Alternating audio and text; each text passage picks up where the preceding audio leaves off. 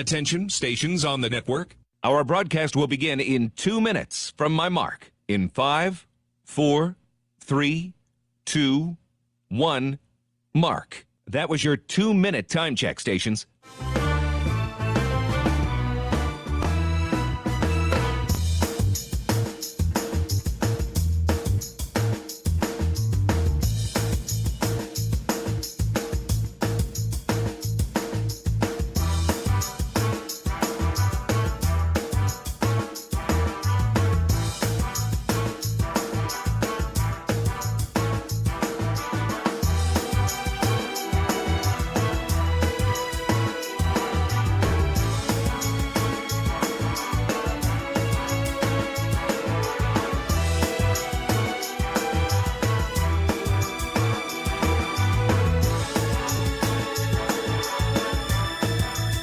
Attention, stations on the network. Our broadcast will begin in 1 minute from my mark. In 5, 4, 3, 2, 1, mark. That was your 1-minute time check, stations.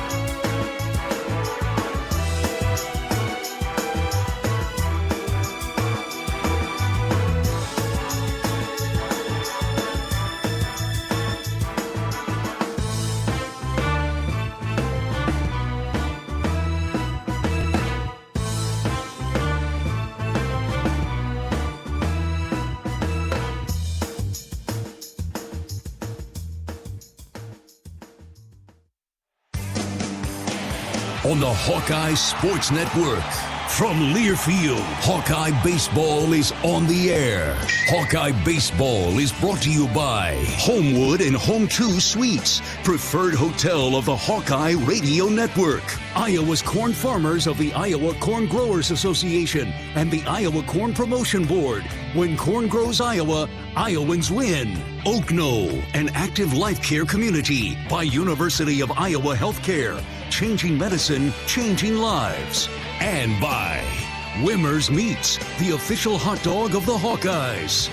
Now live, this is Iowa Hawkeye Baseball. From the campus of Northwestern University, it's time for Iowa Hawkeye Baseball. Live from Rocky Miller Park in Evanston, it's Game 2 of the series between the Northwestern Wildcats and the Iowa Hawkeyes. Welcome to the broadcast booth in Evanston alongside my color analyst John Evans. I'm John Leo. Game 51 of the regular season for Iowa this afternoon, and another chance to clinch a series in minimum attempts. The Hawkeyes won yesterday's game 15-3 behind a solid start from Marcus Morgan and a relentless offensive pressure from the jump. Really feels like Iowa's hitting its stride, playing their best baseball as we wind down towards the postseason. The Hawks are 38-12, 14-7 in the Big Ten. Still in third place, got some help from Michigan State last night, who beat Indiana. Penn State, however, did not do us any favors yesterday, blowing multiple leads against Maryland. So the Terps are still a game and a half up on us in first place, while Indiana's just a half game up in second. A win for the Hawkeyes today will ensure no worse than a third-place finish in the league. Ty Langenberg gets the start for Iowa with a full complement of bullpen arms behind him. On the flip side, Sam Garwal, a left-hander, will go for Northwestern. The potential to clinch another series today. It's Northwestern and Iowa. The Wildcats and the Hawkeyes live from Rocky Miller Park in Evanston. First pitch coming in a bit. Yesterday, a dominant wire-to-wire victory over Northwestern. 15-3, the Hawkeyes down the Wildcats. Some highlights from that one. The corner's playing off the lines quite a bit. Here's the 0-1 to Rader. He drives this one deep to right center. It's carrying well, and it is off the wall. DeRiggi rounding third. We're going to wave him. And the Hawks, here comes the throw. It goes off the mound, pops up over the catcher's head. The Hawks, I had to wait a second, have the lead in the first on the RBI double. Rader Tello. Full count pitch to Honar. Ground ball right side through into right field. What are they going to do with Tello? We're going to wave him. Here comes the strong throw. Play at the plate. Safe at home. 2-0. Hawks, yes. That one's just inside. Popped out of the glove of Moss. Runner goes for second. Throw down. Did they get him? Got him. Honar with the tag. Could really put the finishing touches on this one early as Frazier rips it over the shortstop's head. This will get into left center all the way to the wall. Tello scores. Seager sprints home. Here comes Huck. 3 RBI double. Braden Frazier. And the Hawks are up to double digits, 10-0. 2 balls, 2 strikes. Huck rips it fair into the left field corner. There it is for Huckstorf. Tello will score. Mitchell sprinting home. He'll score. Huckstorf with the 2 RBI double. And he might have just broken out of his slump right there, 13-0. And a good start from Marcus Morgan on the mound. A big enough lead for Iowa when Marcus came out of the game where could preserve some of the bullpen arms and get some more experience, some more innings for guys like Cade Obermueller, Nick Gatilla, and Jack Young as we get closer to the postseason. All right, game 2 coming up in just a little bit with Northwestern. We'll take a break. When we come back, we'll talk with pitching coach Sean McGrath right after this. This is Hawkeye Baseball from Learfield. When you're in the eastern Iowa area, be sure to visit and connect with the official local business partners of the Iowa Hawkeyes. The Hotel at Kirkwood Center, Iowa's premier luxury hotel, the Jill Armstrong Team, Wisconsin Realty, the area's premier realtor, and Options Exteriors, your preferred local roofing and exterior company. Jill Armstrong and her team strive to make every buyer and seller at ease with the real estate process. Contact the Jill Armstrong Team, Wisconsin Realty, for all of your real estate needs. Call 319-631-5455. At U.S. Cellular, we believe in having healthy relationships with our phones, so we can have better relationships with each other. Introducing Us Mode, a way to set your phone for less distraction and deeper connection. So dinner can sound less like this and more like this. What'd you learn today? The sauropod was the tallest dinosaur ever. Oh my goodness. Visit U.S. Cellular in-store or online, and we'll help set your phone to Us Mode, even if you're not a customer. U.S. Cellular, the 5G network built for us. See uscellular.com for details. Greatness doesn't happen overnight. It takes time, focus, and dedication. At Shelter Insurance, we understand that because we put in the hard work and dedication for decades. And that commitment is paid off with award-winning customer service for your auto, home, and life insurance. Visit shelterinsurance.com and find an agent to help you choose the coverage you need. Shelter Insurance. We're your shield. We're your shelter. We all love a good win. Catching up with friends, saving money at the pump, soaking up the perfect Iowa day, sitting down to a really, really good meal. These are the everyday delights that make us smile. These are the moments that connect us all as Iowans. And these are the wins that, more often than not, start with Iowa's farm families and the crop they're growing. Because when corn grows Iowa, Iowans win. Learn more about how to share your own wins at iowacorn.org/Iowans win.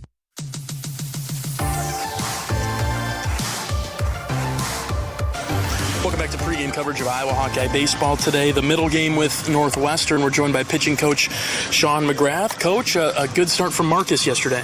Yeah, I mean, Marcus has been tremendous here, right? And, you know, I know I've spoken to you guys a little bit, and you guys recognize that. You guys see it. But, yeah, Marcus has been really good, apart from the one Penn State start where, you know, he was dealing and managing with a couple different movement-type inefficiencies. He's been really locked in. He's been laser focused, and his work's been incredible throughout the week. And when you have a great work week, it makes it really easy to feel ultra prepared and ready to go on game day. Help him ease his mind a little bit when you get the run support that he got yesterday too, I'd imagine. Yeah, the 2 out RBIs in the first certainly helped everybody, right? Okay, you know, this game's, it's good. We're up 2-0. We're ready to go. And for Marcus to go and for us to score in all 4 innings and Marcus to, you know, go and have shutdowns in each of those innings is vital. It's everything. We talked about it with Coach Heller yesterday. Obviously, you got to respect the opponent at the end of the season here, but you have to be mindful of how you manage the rotation and the bullpen. With Marcus yesterday, it's unfortunate it didn't get him to the win category, but you had to be mindful of the pitch count. Yeah, Yeah, you definitely have to be mindful, and when situations allow for you to go and start taking guys and pitch counting them to set yourself up for the tournament, you do that. And the offense provided us that opportunity yesterday, and like you said, it'd be great to get Marcus the win, but Marcus is focused on the big picture, and as we all are, and he completely understood, the ramifications to, getting him out early and what that could mean for us and our hopes and what we're trying to do in the long run. Obermuller, Gatilla, Jack Young came in, did a good job out of the bullpen yesterday. Yeah, they did a nice job. Kate continues to grow and evolve.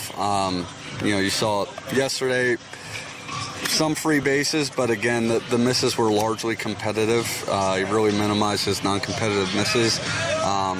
And then Nick, kind of the same thing. He's a little bit of a wild card sometimes out there, but was able to really buckle down after a mound visit and then the preceding inning. And Jack does what he does. Jack pounds his own, and he's going to force contact, force the issue, and came in and did exactly that. Talking with pitching coach Sean McGrath on our pregame show from Miller Park today. Okay, Ty Langenberg gets the start today. How do you view him matching up against Northwestern? I like the matchup. I think specifically if Ty can get the ball moving left, so if he could have either the cutter or the slider, or hopefully both. I think it's a really good spot for Ty. You combine that with the fact that Ty's been really good here as of late. You got to feel good about the game going into it. Bullpen-wise, didn't use Savory or Whitlock yesterday, didn't use Simpson. You anticipate turning to one of those once Ty's day's done? Who else is out there?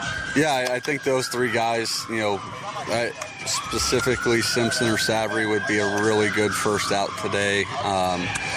Being able to turn to a lefty with velocity, as you saw yesterday with Cade, is a pretty good matchup against this lineup.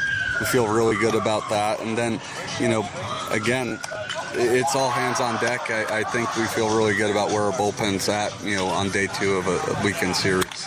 I guess to go back to yesterday's game a little bit more with the lefty arm like Gatilla, Obermuller, you're just almost kind of begging for one of those guys to step up to add to the kind of lefty delivery out of the bullpen as we get to the postseason. Yeah, both are capable. Both are really capable, and either one of them or both of them could really be a driving force in what we do here these next couple of weeks. And to get them out there, get their feet wet again. They hadn't been out there in quite some time, apart from some midweek live sessions. It was nice. It was nice to get them out there, get the heart rate up, and see how they manage those things again. And both did a nice job. We won't talk to you tomorrow, but we'll just get a couple of tidbits about Brody, what you might expect from his start tomorrow. Yeah, for Brody, man, it takes what it takes, and for him, it's really been focusing, and you probably saw it or noted it in the last game, but the rhythm and how synced up he looked. It was the best he's looked, in my opinion, all year. And so, it comes down to rhythm and commitment, and if we could keep it really simple for him and hold him to just those two things, his rhythm throughout his delivery and then his ability to go and commit to each and every pitch, I think you'll see a really good outing, one where, he's more mentally exhausted at the end of it than physically exhausted. And, that's kind of been our thing here lately, is it takes what it takes, and it takes a lot of mental fortitude and a commitment each and every pitch. This will probably be the last time we talk to you before we get into postseason play. Just want to get your thoughts, finally, as we wrap it up with you, on how you've seen your entire staff grow this year, from where we started down in Florida the first time we talked to you. Yeah, I think the growth has been tremendous, and it's not, exponentially linear always, right? And so there's been some bumps in the road, but I think those were all good. They were all ultimately helping us become the best version of ourselves. And our guys, man, they attack the best version of themselves relentlessly. And so I think we're in a good spot here. I think our staff is peaking at the right time and executing pitches one pitch at a time better than they ever have. And it's a good feeling going into tournament time. All right, Coach, thanks for your time. Let's win the day, take down the Wildcats. Yes, sir. Let's go. Pitching coach Sean McGrath on our pregame show from Miller Park. We'll take a break. When we come back, we'll talk with head coach of the Hawkeyes, Rick Heller, right after this. This is Hawkeye Baseball from Learfield. Ooh, got my nachos, got my big TV, and my favorite chair. It's game time. But the only thing that would make it a little better is if I could listen to my local broadcasters while watching the game. Hello. You must have wished for your game to be synced with TV and radio. I sure did. Do you have a DVR? You bet. Do you have a streaming device? Yeah. Blammo! Your game is now synced. It's that easy. Oh, boy. To see if you can get synced, head to syncmygame.com from Learfield. Syncmygame.com? Syncmygame.com. At US Cellular, we believe in having healthy relationships with our phones, so we can have better relationships with each other. Introducing Us Mode, a way to set your phone for less distraction and deeper connection. So dinner can sound less like this and more like this. What'd you learn today? The sauropod was the tallest dinosaur ever. Oh, my goodness. Visit US Cellular in-store or online, and we'll help set your phone to Us Mode, even if you're not a customer. US Cellular, the 5G network built for us. See uscellular.com for details. After a cancer diagnosis, it's natural to want to start treatment right away. But first, get a second opinion from a team that specializes in your cancer. I'm Dr. George Weiner, Director of University of Iowa Holden Comprehensive Cancer Center. Before you start treatment, you deserve to be confident you have the right diagnosis and know every option available to you. So whether it's with us or somewhere else, get a second opinion. It can change your care and your life. Here's an easy pill to swallow. Right now, earn a 5-cent fuel saver on every prescription you fill at your Hy-Vee pharmacy. That's 5 cents off per gallon of gas for each prescription filled at Hy-Vee. Hy-Vee makes it easy to fill your prescriptions. Just call or stop by your local Hy-Vee pharmacy and let us handle the rest. You can also fill online or use the mobile app. Fill a prescription and start earning today. Some restrictions apply. See your pharmacy or Hy-Vee.com for details.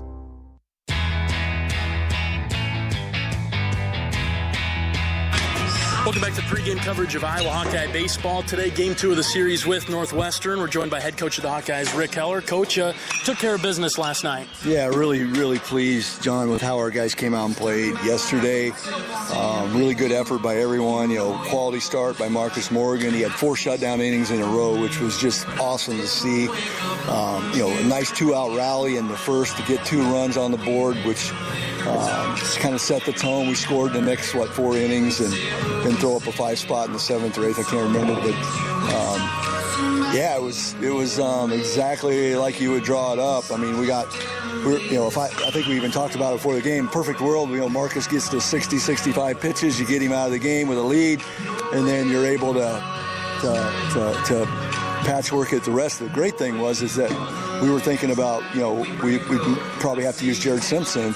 The lead was good enough that we were able to say, listen, let's let Cade Overmuller go in there and get some innings. He hasn't been out there in a while, and that was great to see. Cade's been pitching well in the midweek stuff we've been doing, and he went in and did a good job. And then, being able to get Nick Gotilla out there, and then Jack Young, that was great for us. And those guys are going to, if we're going to go very far in the tournament, those guys are going to be important. And I thought it was just awesome that we were able to get them out there yesterday. It's almost like you got a crystal ball, Coach. Your predictions on your perfect worlds, your ideal worlds lately have been right, even going back to that Michigan State series. Let's hope that continues today. What's in the crystal ball for you today, Coach? What do you think with Ty Langenberg getting a start against this Northwestern team? It's going to be a challenging matchup just because they only had 3 hits yesterday. Now, Coach Foster emptied the benches fairly early in that game, so he took out a lot of the starters. And we were facing, probably 6-7 replacements after that time. But they got some dangerous hitters, and if the weathermen are right, the wind's going to switch here in about the next hour and start blowing more out. When we came in the ballpark, it was still blowing in like it was yesterday from the south, but it's supposed to turn here and go out. If you're not making pitches or you're giving free bases against this team, we talked yesterday, they can hurt you. They have guys that can do damage. But if you pitch, hit spots, a lot of spin for strikes, you can hold them down. And that's what Ty's going to have to do.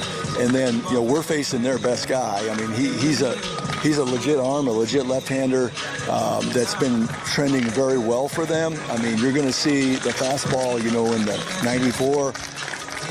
It's warm today, maybe even touch better than that in the early innings, and he'll settle in, more in that 89 to 92. But I mean, he's got some bullets in there that are going to get up there, and throws a decent slider and a decent changeup. So, I mean, he's walked some guys, but it hasn't been as much. Kind of like if you watch Marcus as progress, if you look at his, it's kind of that same thing. Early on he had some hit by pitches, had some walks that got him in trouble, and here the last 3-4 weeks, it's really been minimized. And he was a big reason why they took Indiana to 12 innings on the Saturday game, and that's what they're doing. They're not loaded with starting pitching, and they throw him on Saturday in hopes of lulling you to sleep on Friday, and then they steal one from you on Saturday. And we can't let that happen. Our energy and our focus has to be elite level today if we're going to have success. What'd you see out of their bullpen yesterday? Do they still have their good arms still in there? Okay. Yeah, they didn't use any of their good arms, and like we talked yesterday, they've got some guys that have good velocity. They're going to throw good velocity at you, but on the other side, same story. They struggle to hit with their off speed, that type of thing. And you hope they're not hitting that day with that stuff, because then it makes it tough. But if we do a good job with our discipline and their normal selves, they're gonna give us a chance, and we're going to be able to really go up there and look for fastballs and spit on off speed with the back end guys if that's who they go to. I want to talk about Overmuller, Gatilla, and Jack Young a little bit.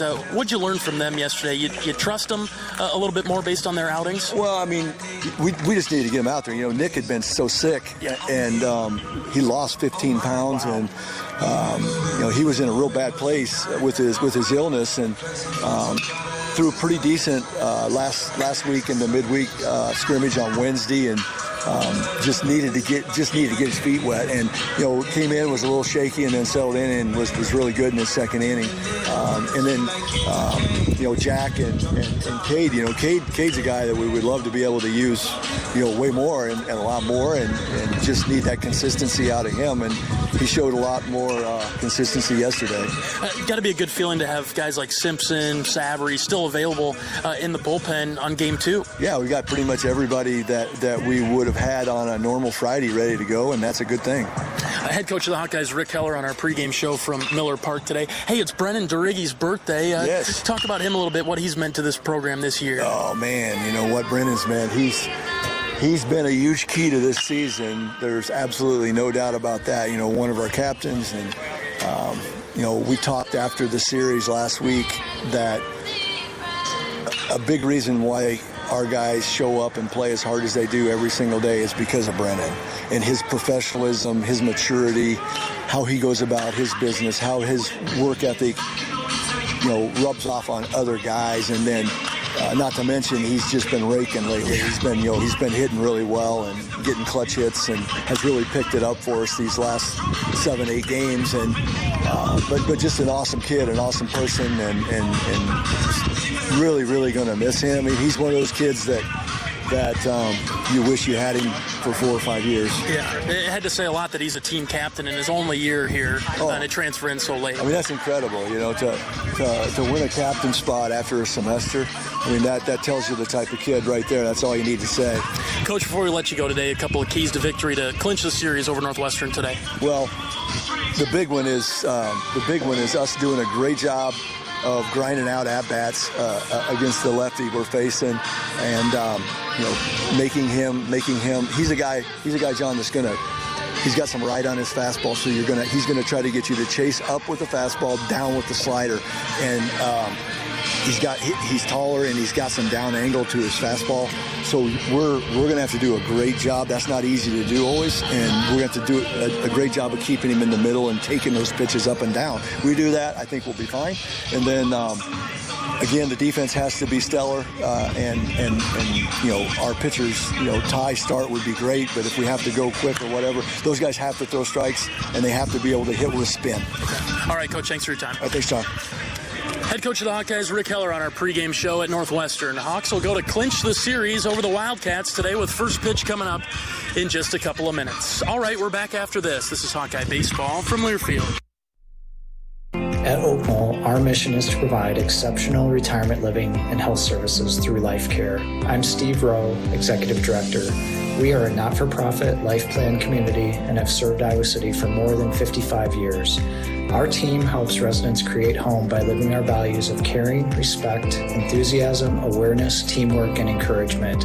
If you're looking at retirement options, visit our website at oaknall.com. We want you to lead life your way. Go Hawks! Here's an easy pill to swallow. Right now, earn a 5-cent fuel saver on every prescription you fill at your Hy-Vee pharmacy. That's 5 cents off per gallon of gas for each prescription filled at Hy-Vee. Hy-Vee makes it easy to fill your prescriptions. Just call or stop by your local Hy-Vee pharmacy and let us handle the rest. You can also fill online or use the mobile app. Fill a prescription and start earning today. Some restrictions apply. See your pharmacy or Hy-Vee.com for details.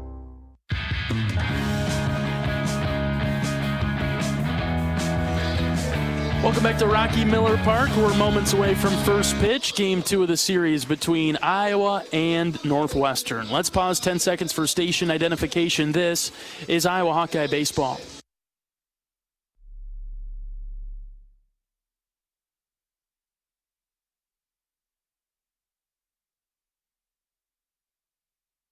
Game 51 of the season today, John Evans. It feels like the season's really flown by. A little bit of business to take care of here today with Northwestern.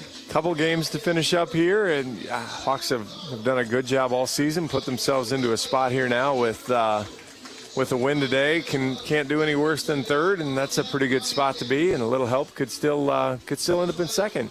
Could still end up in first with a lot of help, but sure, little help will get to second. Would have been really nice if Penn State would have held up their end of the bargain a little bit. I don't think they've done anything since they beat us in that rainy weekend out there.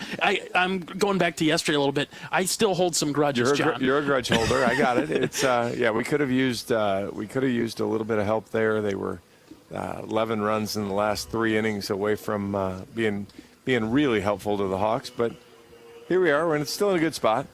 15-3 yesterday over this Northwestern team, but Captain Obvious moment here. This game starts 0-0, so you got to get back to the start line and go again. Well, and the start line is probably a good spot, and I know in the interview with Coach Heller or maybe it was Coach McGrath, but again the quick start was good. Just the 2-0, 3-0, 4-0.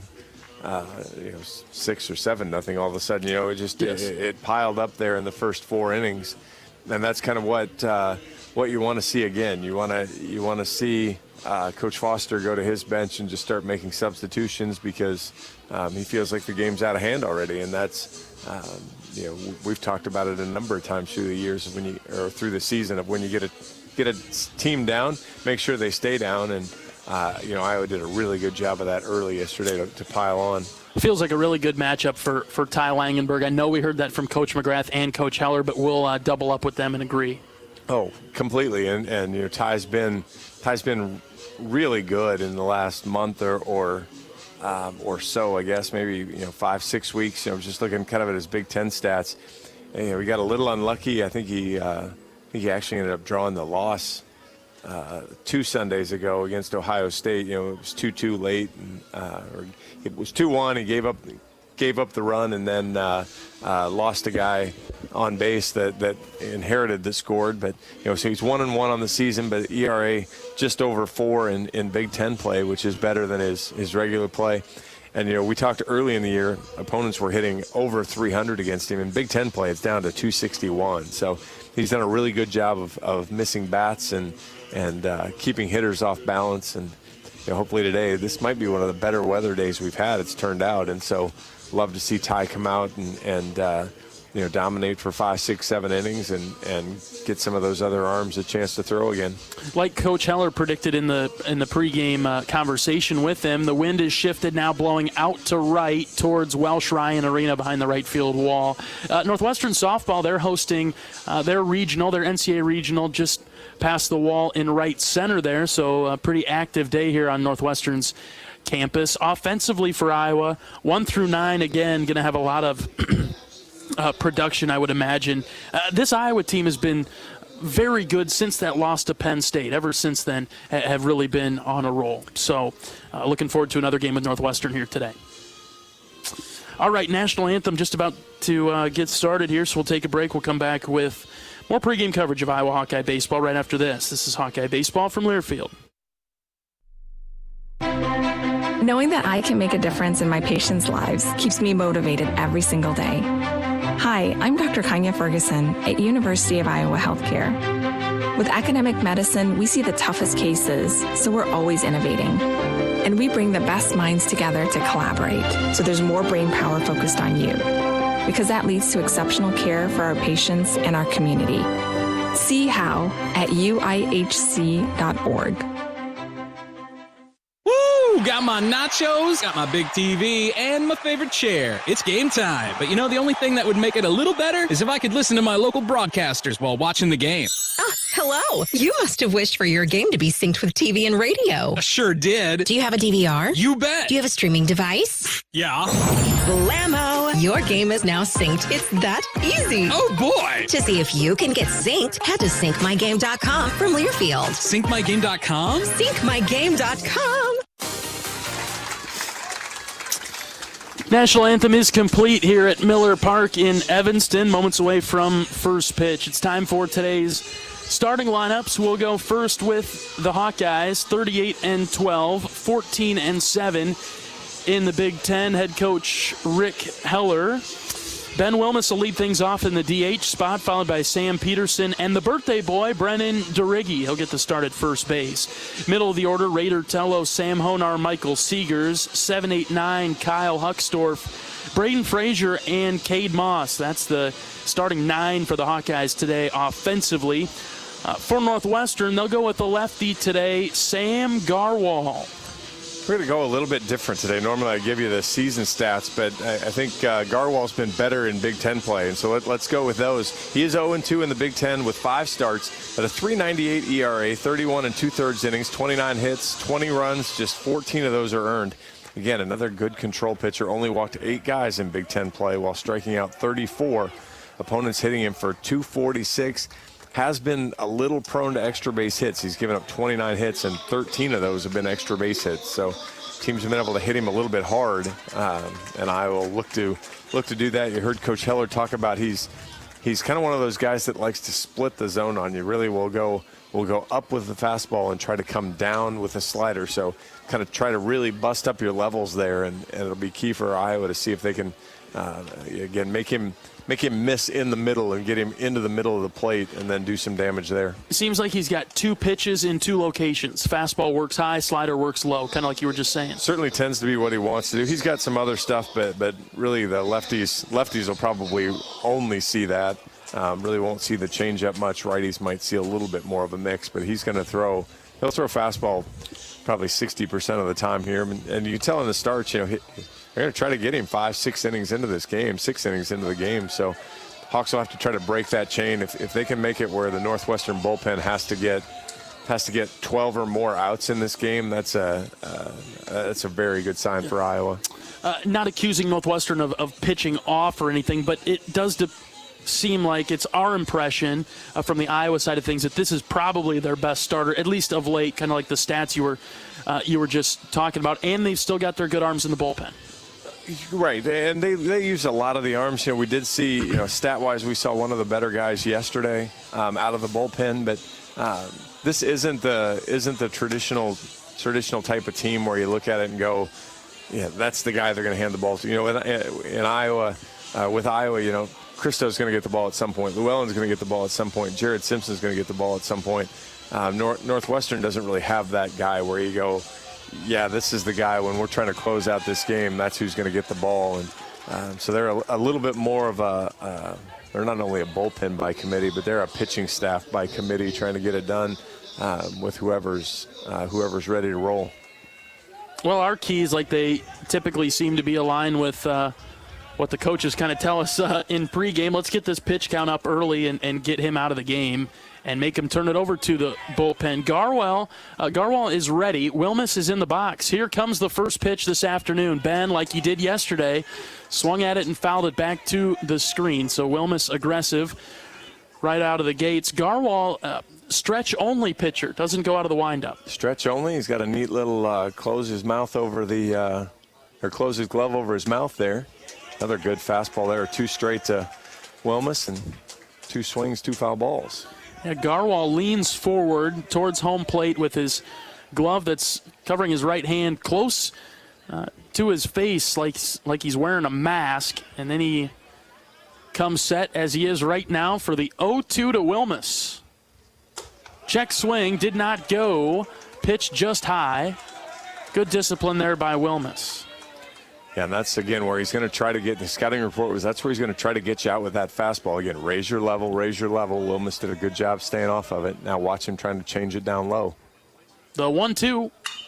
Line drive into right. This will go foul into the Iowa bullpen. Really noticed with Garwal there, he was fidgeting with the ball in his glove, but he still threw the fastball, which is everything that Wilmus has seen the first 4 pitches. Yeah, 4 pitches, 4 good fastballs. Just missed a little high with the one. And see if Hawkeye hitters stay on balance and be ready. Here's the 1-2. Line drive and fair ball into the left field corner over a jumping third baseman. Wilmus digging for 2. Leadoff double for Benny the Jet. Really nicely done there. He saw the first breaking ball and was ready for it. As he broke it in across the plate, got it inside, but Wilmus stuck right to it, dropped the barrel of the bat, hammered it down the third base line, and the Hawks are in business right away. Minerovic there at third. He leapt up and it just went over his glove. I don't know if you saw it, John. We're in this interesting broadcast booth where we're just to the left of home plate, but we're facing directly down the right field line. We got to lean forward to see anything down and left. I tried to duck my head back so you could see the play. That's a good passenger right there. We talked about that yesterday. Here's Sam Peterson swinging at the first pitch, fouls it back to the net. I like this approach by Iowa. Put the pressure on him early. Well, and again, you expect to see a fastball from a guy, so if you see it and it's in the zone, go get it. You know, be aggressive, do some damage. Good pitch there, though. It was a little high and just on the outside part, so P, you'll have to work on it. Lefty on righty matchup. A swing and a miss there by Peterson. A little bit of a longer swing from Sam there. Wasn't as quick through the zone. He's down 0-2. Well, and it's probably going to be a strike. It's right at the top of the zone, but that's a good pitch for Garwal. Try to raise the level. 93 miles an hour. It's hard to get your bat all the way up there. Wilmus at second base. Here's the 0-2 to Peterson. Long pause from Garwal. The pitch. Inside, that's a good pitch, but just off the plate, and it's 1-2. Yeah, Ford was maybe set up a little outside. Pitch was probably a little too far inside, but couldn't get a good frame on it to show the umpire. Garwal's thrown a lot of strikes, been very close to the zone when he misses as well. The 1-2, Peterson on the ground is short. A one-hopper picked up there by McElpatrick, and he'll throw it across to get Peterson for the first out. Wilmus had to stay put at second. Now really a line drive kind of right at Wilmus. And maybe a chance to run, but tough play, and with the Hawkeye hitters coming up, really rather see him make the conservative play there and not run into an out at third base. Wind blowing out to right for Hawkeye power hitter Brennan DeRiggi now. It is Brennan's birthday today. Lefty on lefty matchup. They'll try a pickoff move to second with Wilmus dancing around out there. Ben thought he had the read on him. Was actually hopping to go, and second baseman had abandoned the pickoff move, so really no threat of getting him, but Wilmus was moving. He's taken off for third here. The pitch is high, throw to third base, safe. The ball beat him, but the tag split Wilmus's hands, and I think he's safe at third. That's the initial call, too. Northwestern's calling for a challenge. Coaches are going to do it. Yeah, he's explaining to him, you tagged him up the arm. I had a pretty good view of it from here, John. I know we might get a replay, but Wilmus slid with both hands forward to the bag at third, and it looked like Minerovic threw the tag down in between Wilmus's hands. We'll get another look at it here in the booth. Ben sliding head first.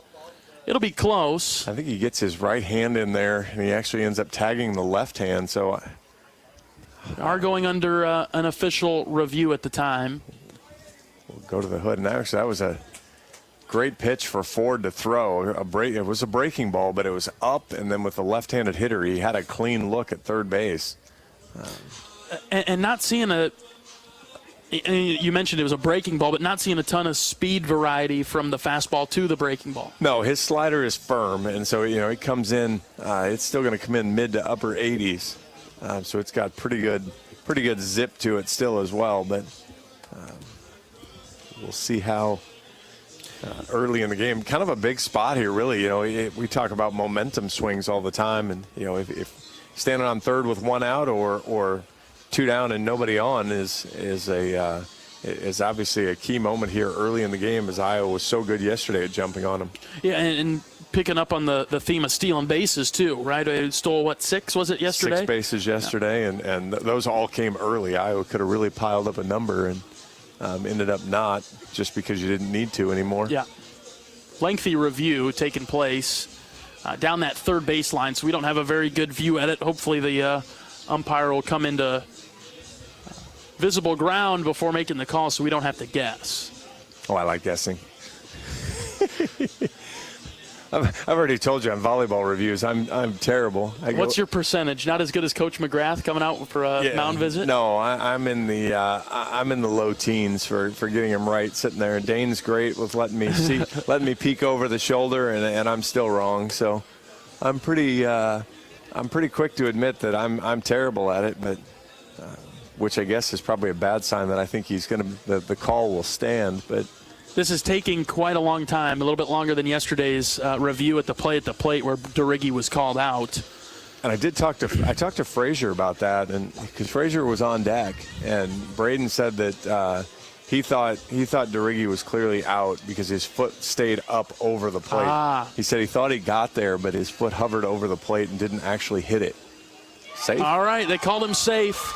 I got one. Your baseball percentage, a little bit better than volleyball, John. So far, so good. I don't know. Good news is we haven't had a lot of places where we could review right, to really test my theories. This might be the only school in the Big Ten that's got replay. I don't know that we've had it. I don't know if we've had it anywhere else. Texas Tech was Round Rock. Oh boy. Speaking of Round Rock, remind me when we talk about press boxes. Okay. All right, we're ready for the pitch to DeRiggi. That one high. Oh no. Okay. All right, we're going to deal with this today. Stephen Linton's got a really delayed strike call. Okay. I thought, wow, how did he miss that? But it was right down the middle. Yeah, good. He called it a strike. It's 1-1 to Brennan. Here's the pitch. That's another strike. 1-2. Oh boy, we're gonna have to really hold on tight with the home plate umpire today. It's a good second and a half, isn't it? No premature anger. Channeling your anger. DeRiggi in the box with Wilmus at third, one out, just underway in Evanston. Here's the 1-2 pitch. That's outside, ball 2. Close. He stood there a long time again. I wasn't sure. Well, his ring-up call better be a little quicker. Well, let's hope so. Test it out in the next half inning. For catcher's sake, too. Do you need to throw or not? Here's the 2-2 to DeRiggi. Outside, ball 3. Garwal's been close, hasn't he? He's really been good. He's been around the plate. Even the misses, the 3 balls to DeRiggi have all been very competitive, very handy. Brennan's kind of testing that outside corner by not swinging at those. So far, he's got the call. He's going to hit it off Welsh Ryan Arena. This one's a comebacker right up the middle. It'll bring home Wilmus. DeRiggi will be out at first. He almost beat the throw. But DeRiggi does a job, gets Iowa on the board in the first, just like the Hawks did yesterday. It's 1-0 in the top of the first. Mikola Fatrick kind of slapped that ball down. That was the weirdest way of fielding a ball from a middle infielder. His ball just kind of bounced at him, and he kind of went from 12 o'clock to 6 o'clock to slap at it. Very strange, but I guess worked that time. So Raider Tello is the batter now. Cleanup spot for the Hawks this afternoon. That was the first. I think that was the slider. That was the 82-mile-an-hour one.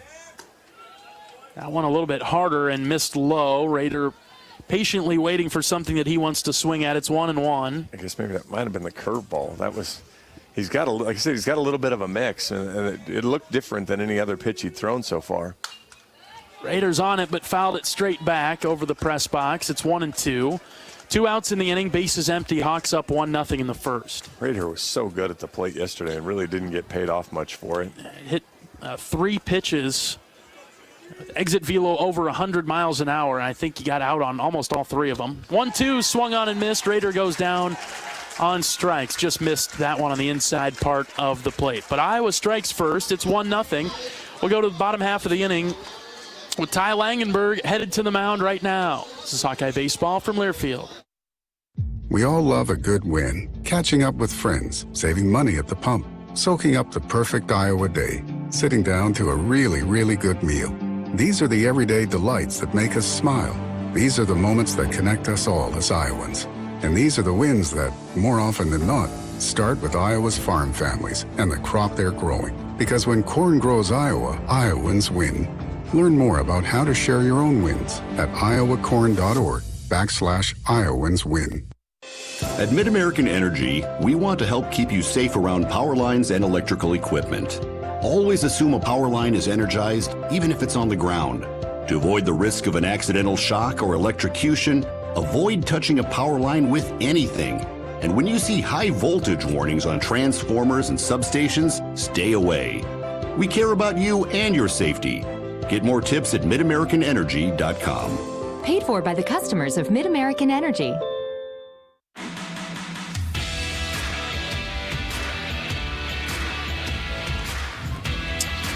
Bottom of the first inning, Iowa on the board first over Northwestern, 1-0. The Wildcats coming to the plate for their first crack at Ty Langenberg. They'll be led off by Tony Livermore, followed by Kevin Ferrer and Steven Rustich. Their designated hitter is Alex Kolarko, followed by Bennett Markinson and Griffin Arnone. 7, 8, 9, Cooper Ford, Owen McAlpatrick, and Evan Minorovich. He's their third baseman today, batting in the 9 spot. Iowa defensively with DeRiggi at first, Honar at second, Seegers at short, Tello at third. Outfield left to right, Peterson, Huckstorf, Frazier. Catching is Cade Moss. Getting the start on the mound, the junior right-hander from Urbandale, Ty Langenberg. 5-3 on the season, 14 appearances, 12 starts, 4.35 ERA, 60 innings, 68 hits, 31 runs, 29 of those are earned, 28 walks, and 68 strikeouts. Again, Ty's got the opponent batting average down to 291, and minus 1 inning last week was really good. First pitch strike from Ty to Livermore. Only a couple of lefties in this Wildcat lineup, Livermore being one of them. They've got a switch hitter in Kolarko batting cleanup. Arnone, who bats sixth, he's also a lefty. A swing and a miss on the 0-1. Ty's dealing early with a couple of nice pitches. And we're going to have to talk about McAlpatrick. You're saying that way different than what I'm thinking it reads. And I'm not thrilled with the pronunciation chart that's been presented to us. How about that? Yeah, I'm not sure either one of us are right at this point. But check swing on the pitch in the dirt. Ooh, they're going to say he didn't go. Yeah, we'll have to figure something out for that. The way that the pronunciation guide has his name phonetically displayed doesn't match anything close to the spelling. So we'll have to come to some common ground at some point. Here's a ground ball to DeRiggi at first. He'll drop to a knee to knock it down, jog over to the bag. 1 up, 1 down here in the first. Good job from Ty to pound the zone. Good job from DeRiggi to catch the ball, hit right to him. Northwestern wearing purple tops today with Northwestern spelled out in cursive across the chest. They've got white numbers on their left hip. White pants today with purple pinstripes for the Wildcats. They've got their purple ball caps in the field. Here's Kevin Ferrer. First pitch drifting just outside from Langenberg. All gray for Iowa today. Black block lettering across the chest spelling Iowa with gold outline. Black numbers on the left hip for the Hawks. 1-0 pitch. That's outside again. Black ball caps in the field for the Hawkeyes. Gold block eye on the front panel. Gold cleats for Iowa today. Here's the 2-0 pitch. That'll catch the outside corner from Langenberg. 2-1. This is a righty-on-righty matchup. Ferrer is somebody that Northwestern radio announcers yesterday said has been picking it up as of late. He watches that go by for a strike on the outside corner. Ferrer, he singled and walked yesterday, was put out 3 other times. He's a 10-walk, 11-strikeout guy, so he's the guy that wants to swing the bat, put it in play. Good pitch there from Langenberg, but he spun off the mound. It's a full count presented to Ferrer now. And Ferrer and Hrustich is probably they're the best 2 hitters, maybe not power guys, but just good solid hitters. Here's a 3-2, fouled back. Good fastball there from Ty. Got it up 93 miles an hour. Didn't quite get it probably as far away as he wanted, but it was down low in a good spot. Langenberg peeking over his glove. Out of the windup, the 3-2. On a line, past a diving Honar into right field. First base hit of the game comes for the Wildcats in the first. Credit to Kevin Ferrer there. Yeah, it didn't look like Sam got a great jump on it, and the ball kind of sliced away from him then, and looked like his first step was kind of a false step and looked more at him, and as the ball slid away from him, then he wasn't able to catch up to it. But Ty's just a good 6-4-3 from heading back to the dugout anyway. Good hitter for Northwestern and Rustich, right-hander. Fastball up and in to start off his at-bat. Rustich, one of those guys that's got a pretty good stat line. He was pulled pretty early yesterday. I think it was the fourth inning when they made some wholesale changes offensively and put in some reserves. This pitch catches the zone. It's a called strike, 1-1. Yeah, he's a guy that can do it all. 325. You know, he's got a little bit of power, good extra base, 525 on the slugging side, and 442. Even has some stolen bases. So kind of Northwestern's do-it-all guy. Here's a ground ball to the right side, but we were shifted. That's a base hit into right. Frazier will pick it up. Ferrer heading to third. Runners at the corners for the Wildcats in the first inning. That time, that would have been your ground ball for a double play, but we had this shift on. Honar was playing close to the bag at second instead. Well, and again, we've talked about it with other teams and seeing it a little bit there by Iowa. You know, you've shifted a guy to pull, and then you throw a breaking ball on the outside part of the plate, and you know, a good piece of hitting there. He didn't do anything extra with it, but instead of getting a double play ball, he rolls a single through the infield because you've shifted. So you know, you want to pitch to where the guys are a little bit. Here's Calarco, their DH, left-handed hitter. Runners at the corners for the Wildcats in the bottom of the first. Iowa leading 1-0. Calarco is the big strikeout guy, so Ty's got a chance to get in right here. Ground ball right side. DeRiggi dives to stop it. His only play will be to first. Langenberg is covering for the force out. 2 down, but a run scores for the Wildcats. We're tied at 1. Good play there from DeRiggi as he got over there and got it. I think Honar would have been able to get behind him and get it, but good diving play and a good job by Langenberg. Get off the mound, go over there and cover it. And kind of Ty's first inning struggles continue a little bit as he gives up a run in the first inning again.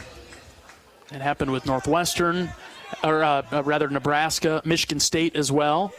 Yeah, he's had you know, it's not that he's pitched poorly, just, you know, couple well-placed hits, and you know, he's made him earn it. Now he needs to buckle in here and get out of the inning and let his bats go back to work. Runner at second with 2 outs. Here's Markinson. The 1-0 pitch from Langenberg drifts in for a strike. It's 1-1.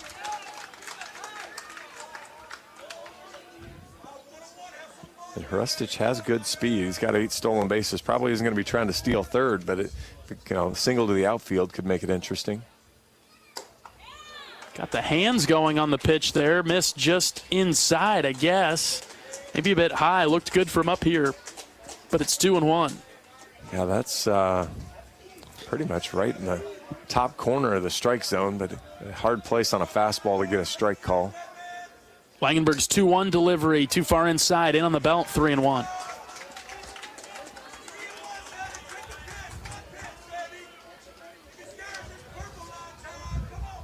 Arnone is on deck. And he's got some pop. Yep. 3-1 pitch from Ty. That's in there for a strike, 3-2. That pitch is higher than the pitch that wasn't called a strike. I mean, they're both almost exactly the same place, but it's been a fairly generous strike zone for the most part. Yeah. Full count pitch on its way home from Ty. Ground ball up the middle. Honar is ready for it.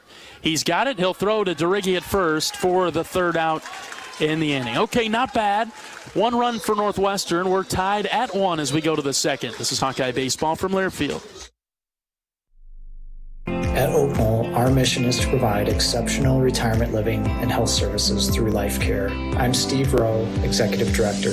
We are a not-for-profit life plan community and have served Iowa City for more than 55 years. Our team helps residents create home by living our values of caring, respect, enthusiasm, awareness, teamwork, and encouragement. If you're looking at retirement options, visit our website at oaknall.com. We want you to lead life your way. Go Hawks! When you're in the eastern Iowa area, be sure to visit and connect with the official local business partners of the Iowa Hawkeyes. The hotel at Kirkwood Center, Iowa's premier luxury hotel. The Jill Armstrong team with Skogman Realty, the area's premier realtor. And Options Exteriors, your preferred local roofing and exterior company. Handling all of your exterior needs from roofing, siding, windows, and gutters. They've got you covered. Providing free damage inspections and help filing insurance claims. Call 319-343-6376.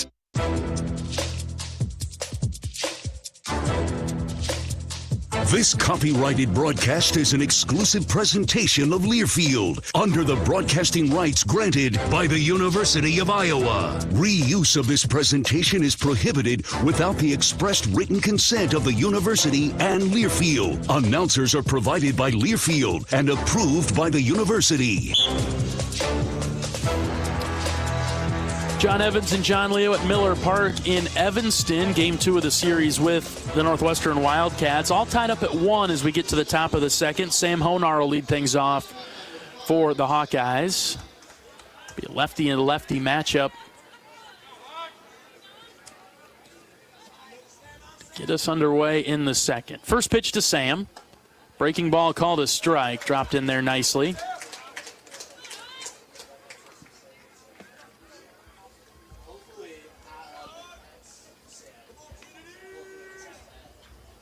Garwal's ready, the 0-1. Sam swinging for the fences, comes up empty there. I think if he connects the way he wants on that one, it's on its way to Welsh Ryan out there in right. Yeah, I'm not sure what that was. Just 89 miles an hour there, so maybe just took a touch off the fastball. Up high, Sam saw it and tried to get after it. Here's the 0-2. That's outside. Been impressed by Honar the past couple of games, I would say, laying off that outside pitch. Yeah, he's really tightened up his strike zone. See if he can continue to do that. 1-2, swing and a miss. Second strikeout for Garwal, second in a row as well. That had nothing to do with tightening it up. That was just a good fastball right down the middle of the plate. Honar wasn't able to catch up to it. It appears that Garwal hides the ball pretty well, and it comes out late. Maybe that's something you'll pick up on too, John, or you already have maybe, but just out of the stretch, he just seems to hide it kind of behind his body, and then all of a sudden it comes out of there. Here's Michael Seegers, first pitch strike, low outside corner to him. Well, if you kind of think of it, it's a short arm delivery, so it almost goes like right up behind his ear and then just pops back out. And, it makes a 90, 91 mile an hour fastball play a little bit faster. 0-1 to Seegers, inside corner this time, 0-2. All right, a lot of strikes from this guy. Well, and we said that the first inning there. He really pounded the strike zone. A lot of fastballs. Hasn't really located a ton of his breaking stuff yet, but Hawks will have to be ready. That one way high. He stuck to the fastball again there instead of trying to maybe throw a breaking ball. You can tell what he has a ton of confidence in right now, and it's obviously a good moving fastball. 1 ball, 2 strikes with 1 out. The pitch to Seegers, just outside, ball 2. Tried to go with the back door. Entry denied. That was something that came up in the scout, too. He doesn't throw that pitch for a strike very often, and, he doesn't have a ton of breaks, so it doesn't really sweep in. He just left it out and missed wide. 2-2, inside corner, got Michael looking on that one, 2 down. And that's a good pitch there as he came right back inside, busted the fastball right back in. Hawkeye hitters have seen a lot of guys that want to come with that fastball. The left-handers that want to work kind of across their body and work inside. So they're going to have to really be ready for that. And whether you set up a little bit more off the plate or whether you just get the barrel out. Hochstorf in the box, squared to bunt and pushed it foul to the right side. I'd say it appears Garwal, he's really found every part of the strike zone. He's thrown a high strike, low in strike to righties. Hitting his spots, it would appear. 0-1 pitch to Huck.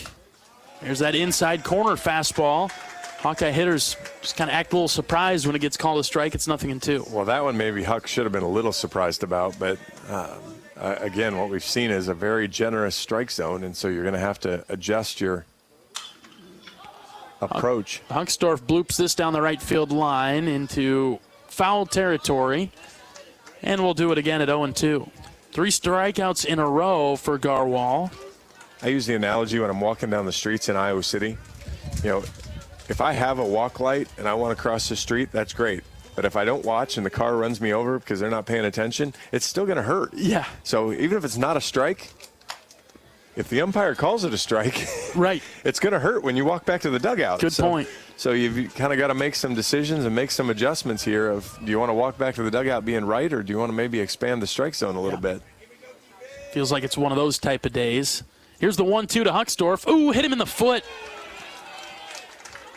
So Kyle will get on with a 2-strike, 2-out HBP. We'll take that. It's a good at-bat. You know, after falling behind 0-2, took a couple pitches that were close, and then able to take a pitch and create some more traffic, get some more pitches this inning. And, you know, obviously now a good running threat in Huckstorf down there. And a good bat in the box, too, with Braden Frazier coming up. I think this season, historically, Frazier's been pretty good against left-handers. Pickoff move over to first. Huckstorf gets back without a slide. He had a good read on it. He wasn't sure, but then was able to easily get back. Big lead over there. Huge. He's taken off. The pitch is high. Throw down to second. Not even close. Huckstorf burned him, and he's got a stolen base. It'll be the second of the game for the Hawkeyes. In scoring position now with 2 outs. We're tied at 1 in the top of the second.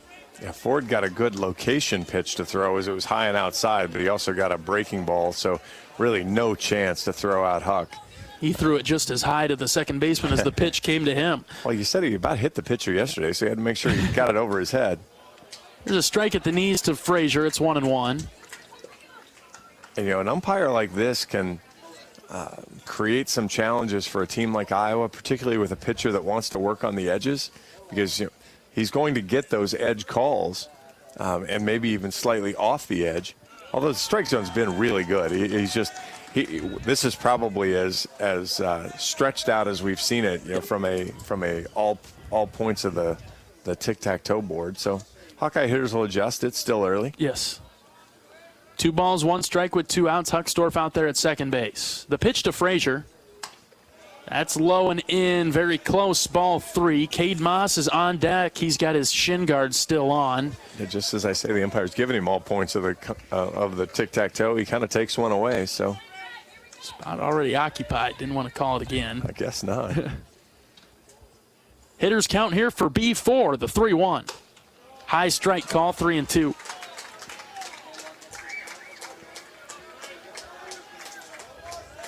Frazier and I were lining up our golf dates for the summer. Good. But we weren't going to do it until after the College World Series. So July. We got work to get done here. Full count pitch to Frazier, trying to give Iowa the lead. Fists this one over to third. And Arvik is there. He's got it. On the pop-up, off the end of the bat from Frazier. Just couldn't quite get turned around on it. That'll do it for the top of the second. A base runner in Kyle Huckstorf, but that's it. We'll go to the bottom of the second, tied at 1. This is Hawkeye Baseball from Learfield. At Oak Knoll, our mission is to provide exceptional retirement living and health services through life care. I'm Steve Rowe, Executive Director. We are a not-for-profit life plan community and have served Iowa City for more than 55 years. Our team helps residents create home by living our values of caring, respect, enthusiasm, awareness, teamwork, and encouragement. If you're looking at retirement options, visit our website at oakknoll.com. We want you to lead life your way. Go Hawks! After a cancer diagnosis, it's natural to want to start treatment right away. But first, get a second opinion from a team that specializes in your cancer.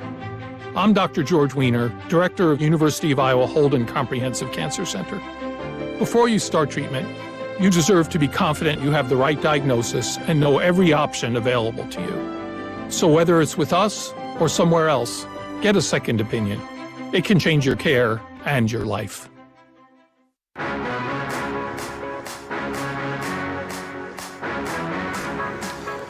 Bottom of the second inning in Evanston, all tied at 1. Ty Langenberg back on the mound for the Hawkeyes. Gave up a couple of hits and 1 run there in the first for Northwestern. It's a great day here in Evanston. 65 degrees currently, and a slight breeze from left to right here that carries out. The sun shining. We've got kind of those smoky clouds, though, high above with the wildfires up north, kind of blowing around towards the northern Midwest.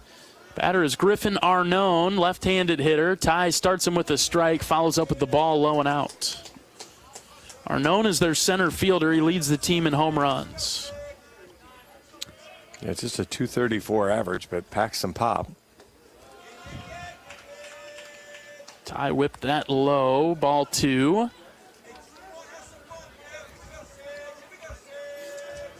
Wind up in the delivery from Langenberg. This one hit well to left. Carrying well, Peterson back at the wall, and Arnone has added to his team lead in home runs, sending it over the left field wall. Wildcats lead 2-1. Fastball up and away, went with it. 102 off the bat, got over the wall, 363. And for the first time all weekend, the Hawks are behind.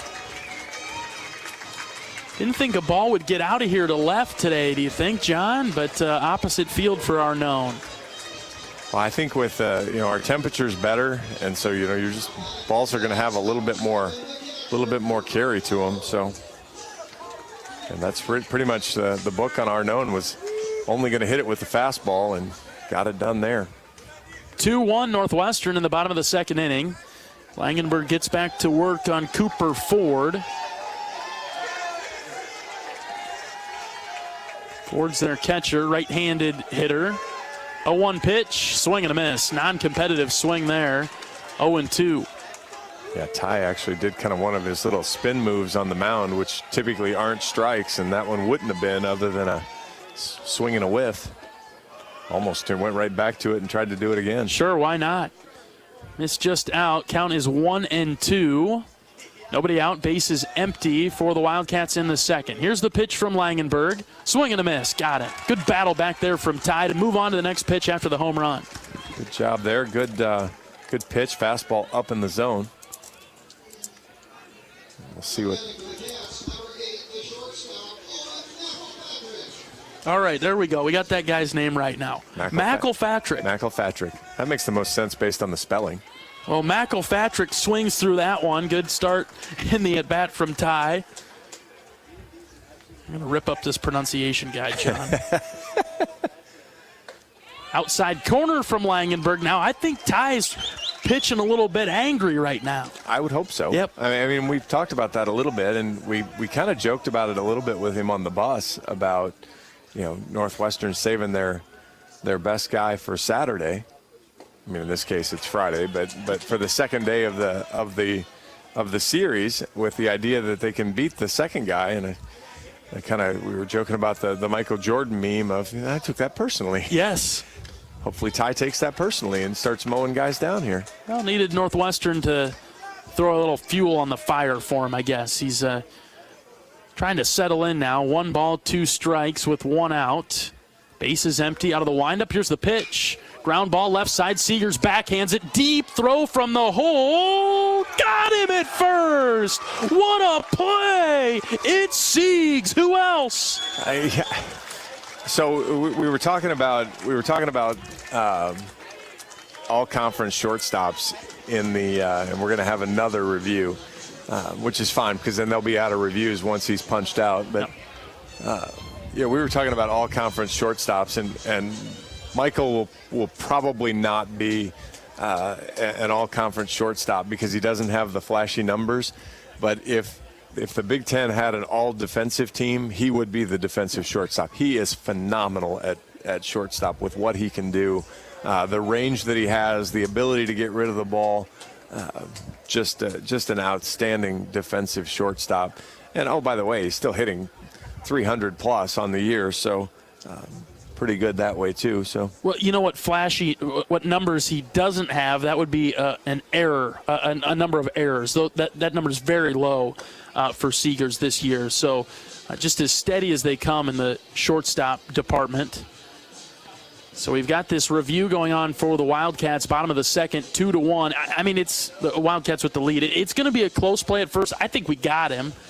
The call on the field is that he was out. Sam's giving me hand waffle. Ooh, I'm going safe. Think they're going to overturn it, huh? I think they're going to overturn it.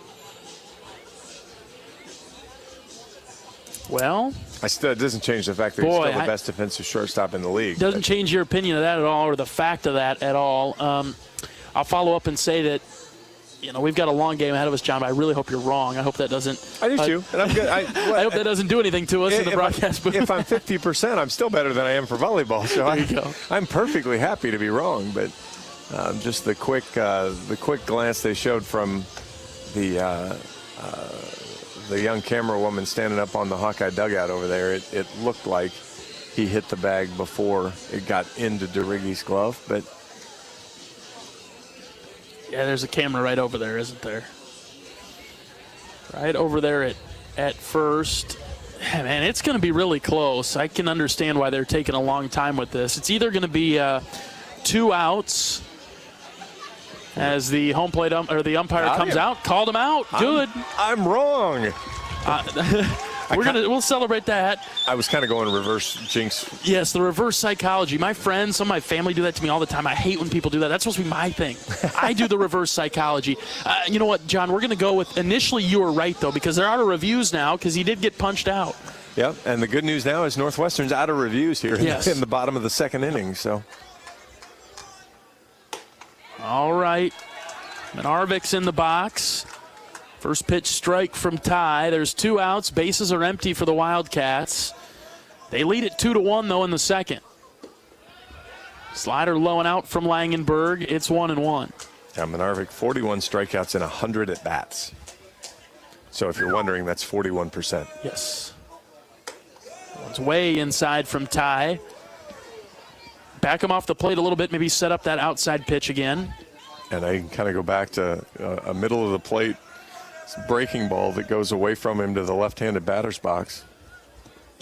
2-1 delivery.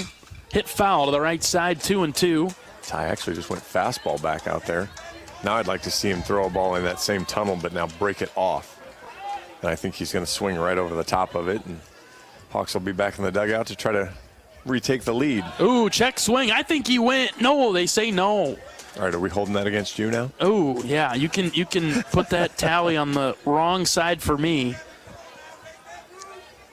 It'll be a full count pitch from Langenberg to Manarvik. Langenberg's got the sign. Shakes off 1. Shakes off 2. All right, now he's got it. Here comes the 3-2 on its way home. Called third strike. Got him on the outside corner. Good pitch right there from Ty. Curveball, whatever he looked down at a couple times, dotted it right on the outside part of the plate. Again, the generous strike zone benefiting the Hawkeye pitcher.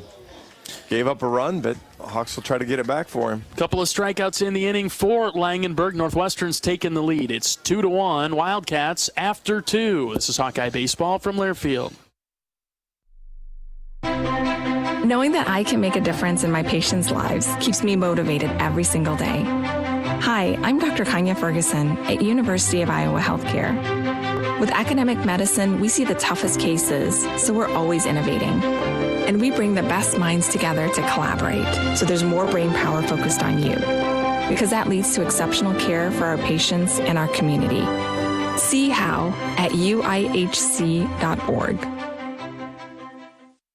You probably know that a natural gas leak smells like rotten eggs, but what does a gas leak look or sound like?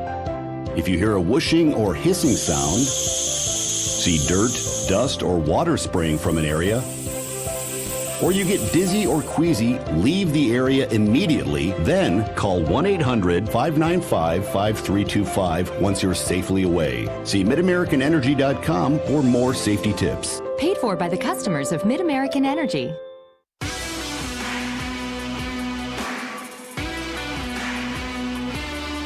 Cade Moss, Ben Wilmus, Sam Peterson will come to the box for the black and gold in the top of the third. Iowa trailing Northwestern 2-1 in the early going. Garwal with a few strikeouts to his name. He's got 3. Iowa hitters trying to figure him out. The freshman lefty for the Wildcats. He's ready for the first pitch to Cade Moss. And here it comes. Outside, ball 1. Iowa had the leadoff hitter, Ben Wilmus, get on in the first with a double. He would eventually score. A couple of strikeouts for the Hawks in the second. They went down quietly. Here comes the 1-0 to Cade. Just below the knees, ball 2. Hitters count here for Moss, the Hawkeye catcher. Cade's pretty patient. You could see that he's, or you could certainly see him take this pitch and just kind of, you could work that count a little bit, kind of grind this guy out a little bit. 2-0, that's in there for a strike. Garwal's done a great job living on the edges. I mean, he's taller guy, he's got a good downward angle, and he's really been just kind of picking off the edge of the strike zone. Moss pops up the 2-1 to right. Carrying well a bit, but Rustich will move over towards the line in front of the track. 1 down in the Hawkeye third.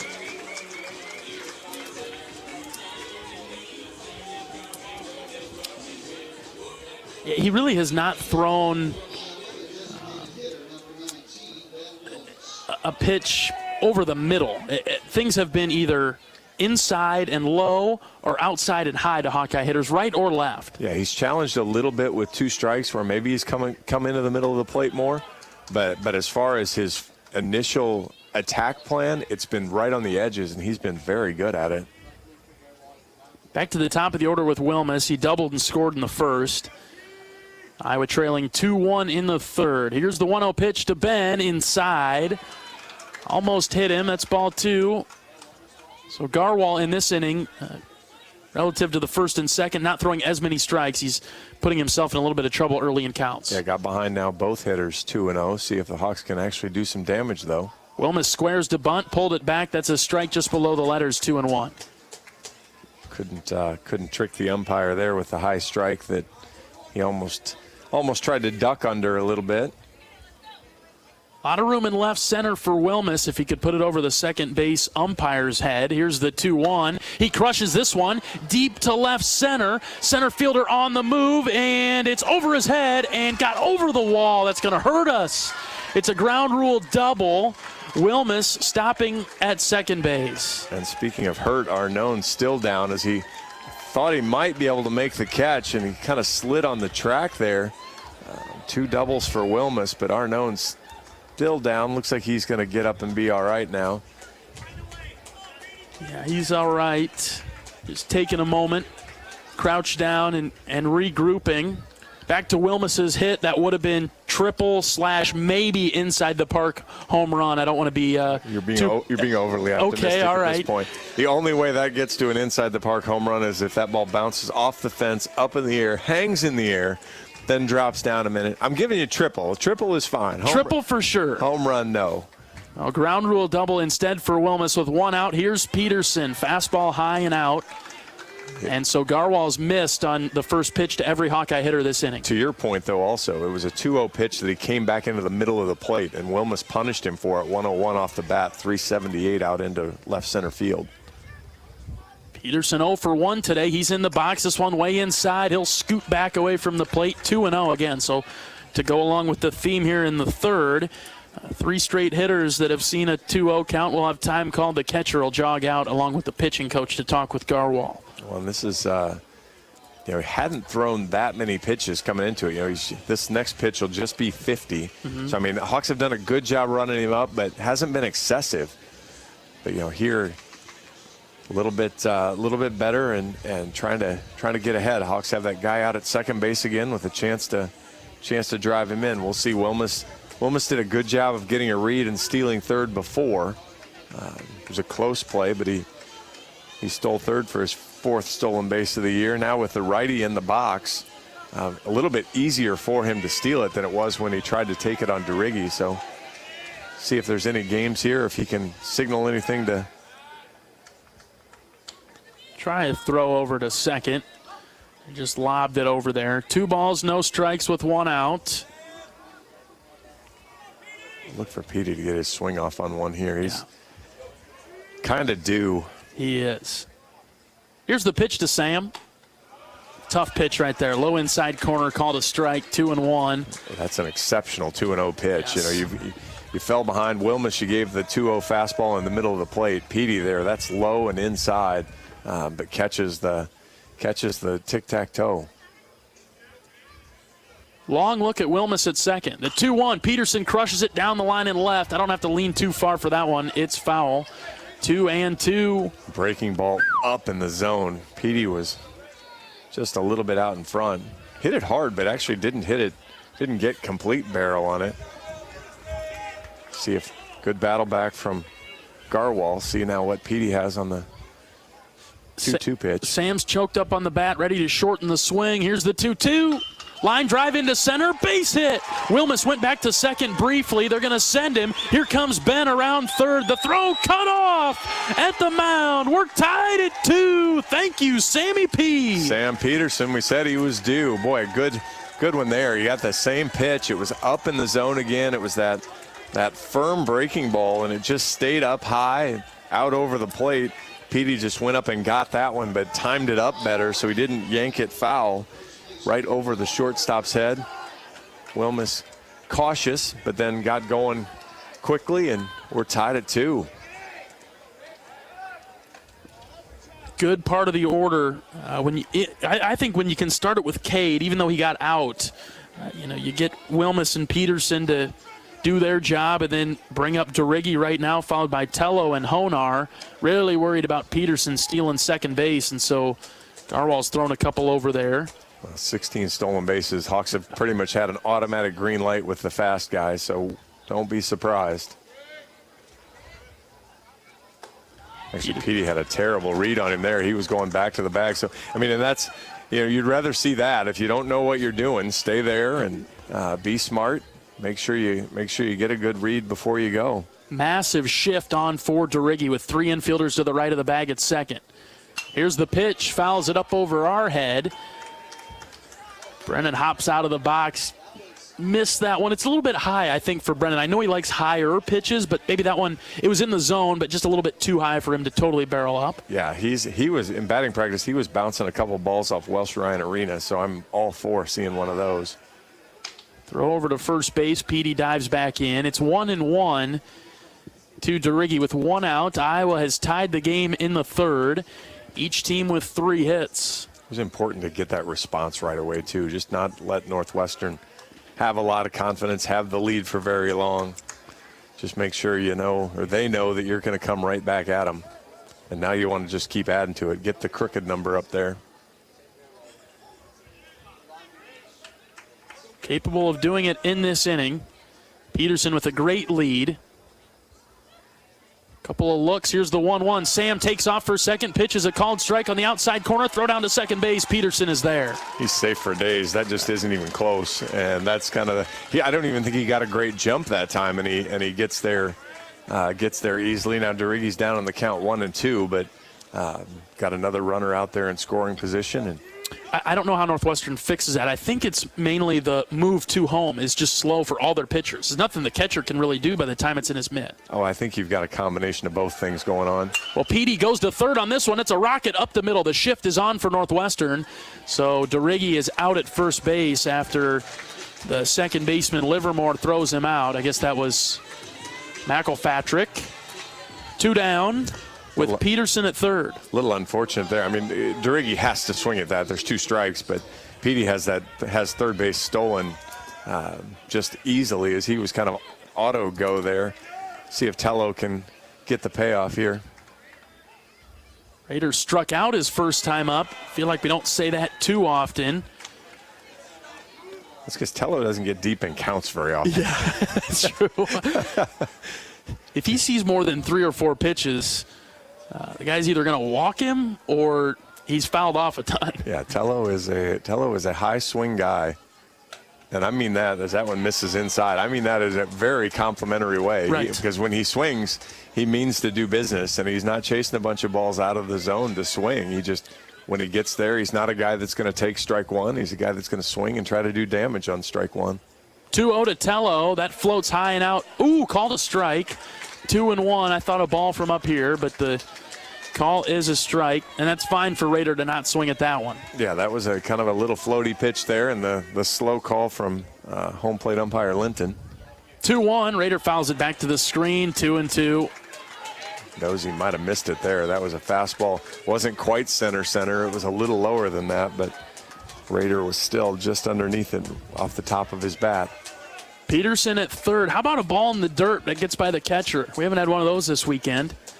2 balls, 2 strikes with 2 outs. We're tied at 2. The pitch to Rader. Swing and a miss. Tello down on strikes. That'll do it for the top of the third. The Hawkeyes have tied it up, though. It's 2-2. We're back after this. This is Hawkeye Baseball from Learfield.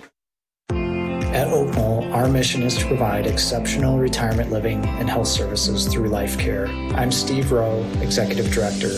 We are a not-for-profit life plan community and have served Iowa City for more than 55 years. Our team helps residents create home by living our values of caring, respect, enthusiasm, awareness, teamwork, and encouragement. If you're looking at retirement options, visit our website at oakknoll.com. We want you to lead life your way. Go Hawks! Congratulations, you're having a little girl. At that moment, everything changed. Our hopes and dreams for ourselves were instantly replaced by our hopes and dreams for her. We got life insurance policies from Shelter Insurance, so that regardless of what life throws at us, we'll still be able to provide the world to her. Visit shelterinsurance.com to find an agent to help you pick a policy that's right for you. Shelter Life Insurance Company, Columbia, Missouri. Bottom of the third inning in Evanston. Northwestern and Iowa tied at 2. The Wildcats coming to the plate with the top of the order. Hawkeye Baseball is brought to you by Riverside Casino and Golf Resort. Home of the Draft Day Sports Lounge, a luxury hotel and spa, 5 restaurants and more, just minutes south of Iowa City. All right, so a little bit of a back and forth game. Iowa scored first in the first before Northwestern responded with a run of their own. Then they took the lead in the second to go up 2-1. We just came back and tied it up in the top of the third. Need a 0 from Ty Langenberg and the Hawkeye defense. Here's Livermore, and he swings and fouls off the first pitch. He grounded out to DeRiggi in his first plate appearance back in the first. Left-handed hitter. 0-1 from Ty. That skipped in the dirt inside as well, 1-1.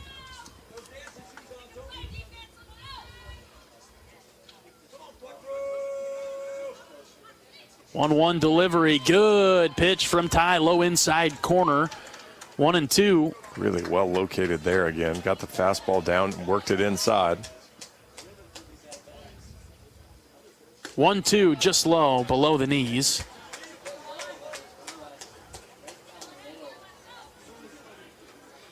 Ty gave up a home run in the leadoff spot in the second, and he gets a strikeout here. That had a lot of break on it. That's better. I like that better. That one is the preferred method of outcome as Ty gets the strikeout of Livermore, 1 down in the third. These next 2 hitters both rolled balls through the right side. Led to the Northwestern run in the bottom of the first inning.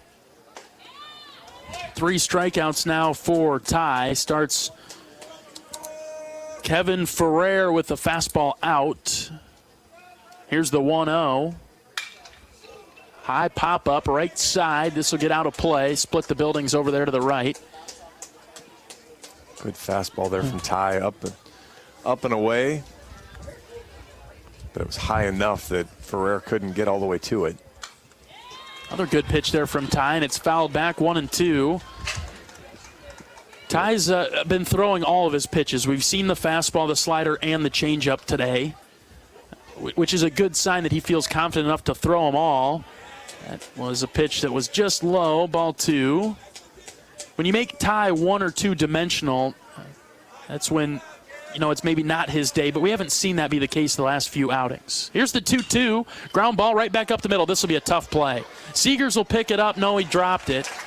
I think Ferrer probably beats it out anyway. It was a slow roller behind Ty, and Ferrer is on again. Yeah, that was just an absolute nothing off the bat. It was so slow off the bat, my TrackMan didn't even pick it up. So just kind of immediately went into the ground. I don't know whether it was off the end or the handle, but good breaking ball up and in from Ty. Ferrer just kind of one of those, he gets fortunate and hits it in a good spot. Hawks will stick to the shift. We'll see if Ty makes sure he keeps the ball inside a little bit better here. Check swing, he went around. I think it might have been a called strike anyway. It was. This is Rustich, who, against that shift, hit one in between DeRiggi and Honar, who was playing very close to the bag at second. A 1 pitch, fastball high to Rustich. We're tied at 2 in the bottom of the third here in Evanston. Rustich deep in the box. Here's the 1-1, just outside, ball 2. And again, we're seeing it. I'm sure there's a method to the plan, but really working him away with soft stuff with the shift. So it's if he does a good job again, he can just poke it through that hole again. Instead, hits a fly ball foul over the Iowa fans seated to the right of home plate. It's 2-2. I guess we're thinking more that he'll try to pull that outside pitch and miss it rather than what he did last time. And his history says that he's, the kind of that rollover 6-4-3 double play as he tries to get that, and, that he wants to pull everything. But here's the 2-2 ground ball, base hit into left. So Ferrer and Rustich are hurting us. They've got 4 of Northwestern's 5 hits today, and the Cats have 2 on with 1 out. And that's, I guess that's what you were expecting him to do. The breaking ball out over the plate but away, and he went and got it. And we were tracking the Northwestern Notre Dame game that was happening Tuesday night when Northwestern walked off Notre Dame, and it's kind of what they did. Ground ball up the middle, another base hit into center. Ferrer rounding third, he'll score. The Cats have the lead on 3 straight singles. It's 3-2. They've scored in every inning. Ground balls just finding their way through for them today. Yeah, just kind of every shift is a step off so far. And some of those times, it was Indiana where Ty got 4 consecutive innings of double plays, and not getting the luck here, and still in a spot here where just 1 out. He's got to get out of the spot here. Shift on again as Markinson squares to bunt, pulled it back. It's a called strike. Runners at the corners for Northwestern. They're on top again, 3-2. They've got 6 hits already. Langenberg comes set, ready with the 0-1. Good pitch, low inside corner, called strike, 0-2. Again, for the most part, Ty's pitched well. It's just when he hasn't even necessarily made a lot of mistakes, but when he gets it out over the plate, they've just kind of rolled it through and done a good job.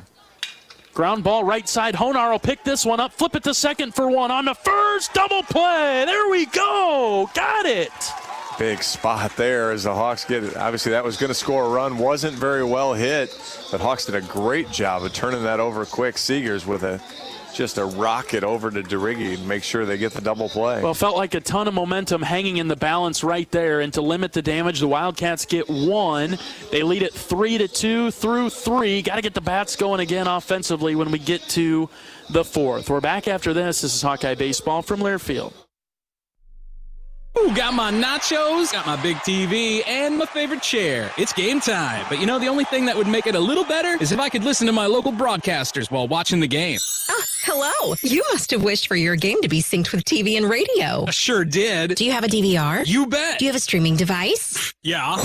Blammo! Your game is now synced. It's that easy. Oh, boy. To see if you can get synced, head to syncmygame.com from Learfield. Syncmygame.com? Syncmygame.com. At MidAmerican Energy, we want to help keep you safe around power lines and electrical equipment. Always assume a power line is energized, even if it's on the ground. To avoid the risk of an accidental shock or electrocution, avoid touching a power line with anything. And when you see high voltage warnings on transformers and substations, stay away. We care about you and your safety. Get more tips at MidAmericanEnergy.com. Paid for by the customers of Mid-American Energy.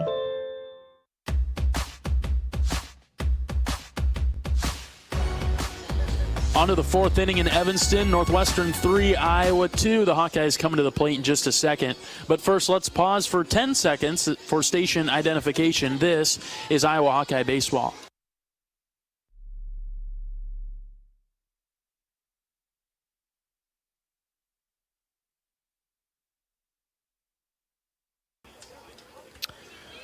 Sam Honar steps into the box with Iowa down by 1 in the fourth. Lefty on lefty matchup. First pitch to Sam is up and in. Garwal back out for another inning.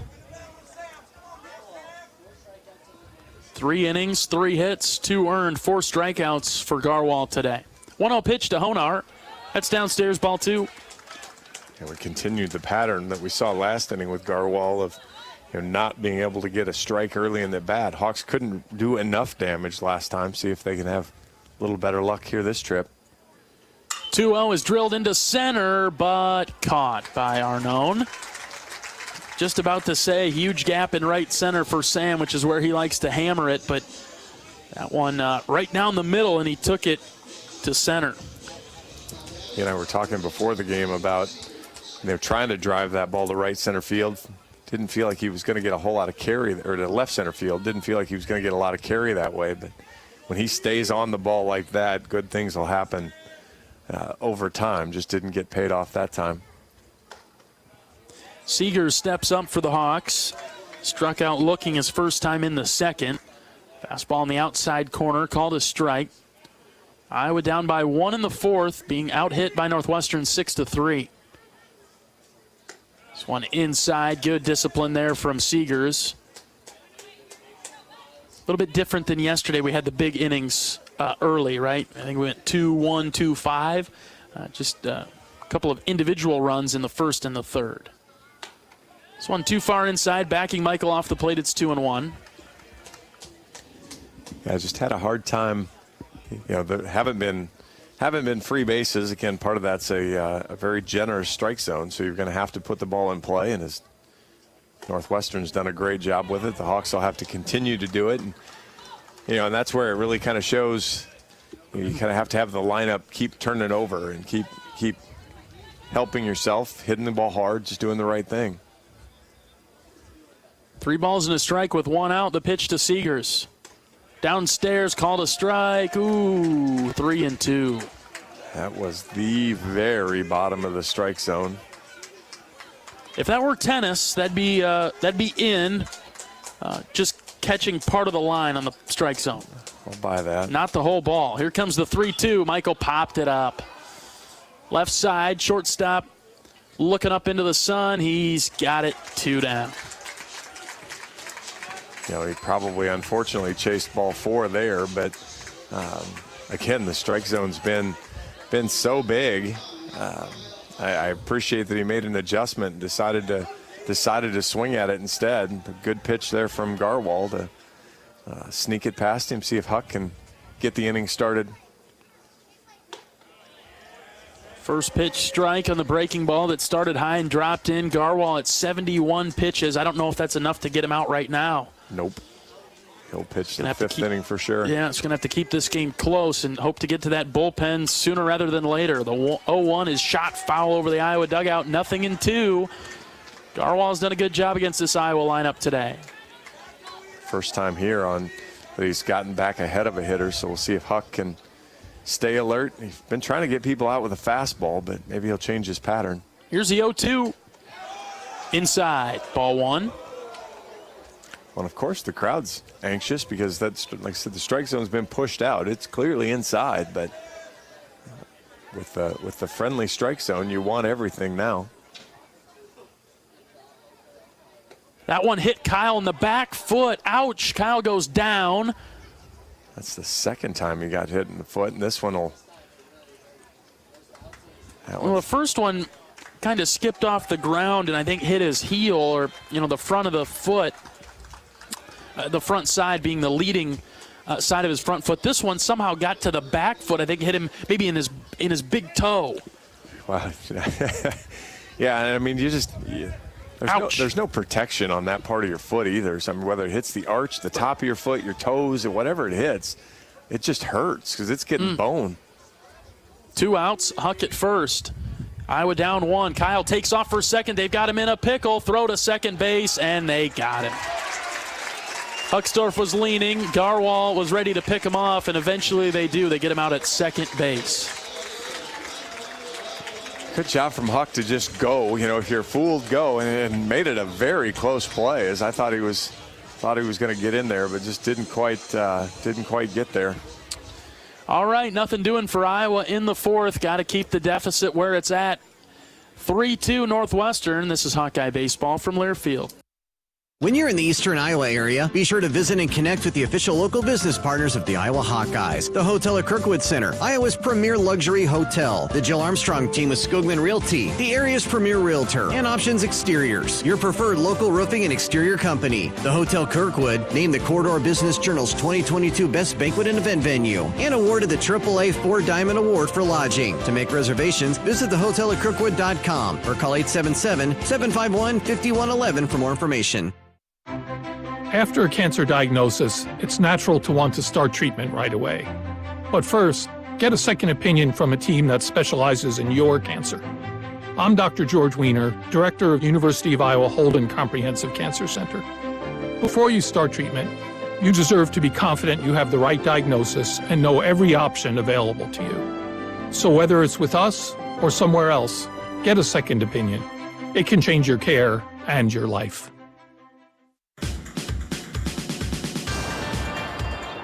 Fourth inning in Evanston, the Wildcats with the 3-2 lead. Ty Langenberg returning to the rubber and need to hold the Wildcats to nothing in this inning. Keep it close and get our bats back to the box in the 5th with the deficit being just 1. It'll be Arnone who leads things off for Northwestern. He hit the home run that led off the Wildcats' second that gave them their brief lead at that time. I say it's not brief, it's still there. Yeah, he gave it to him in the second. We tied it back up in the 3rd. They have it back for now. Here's Langenberg dealing low, ball 1.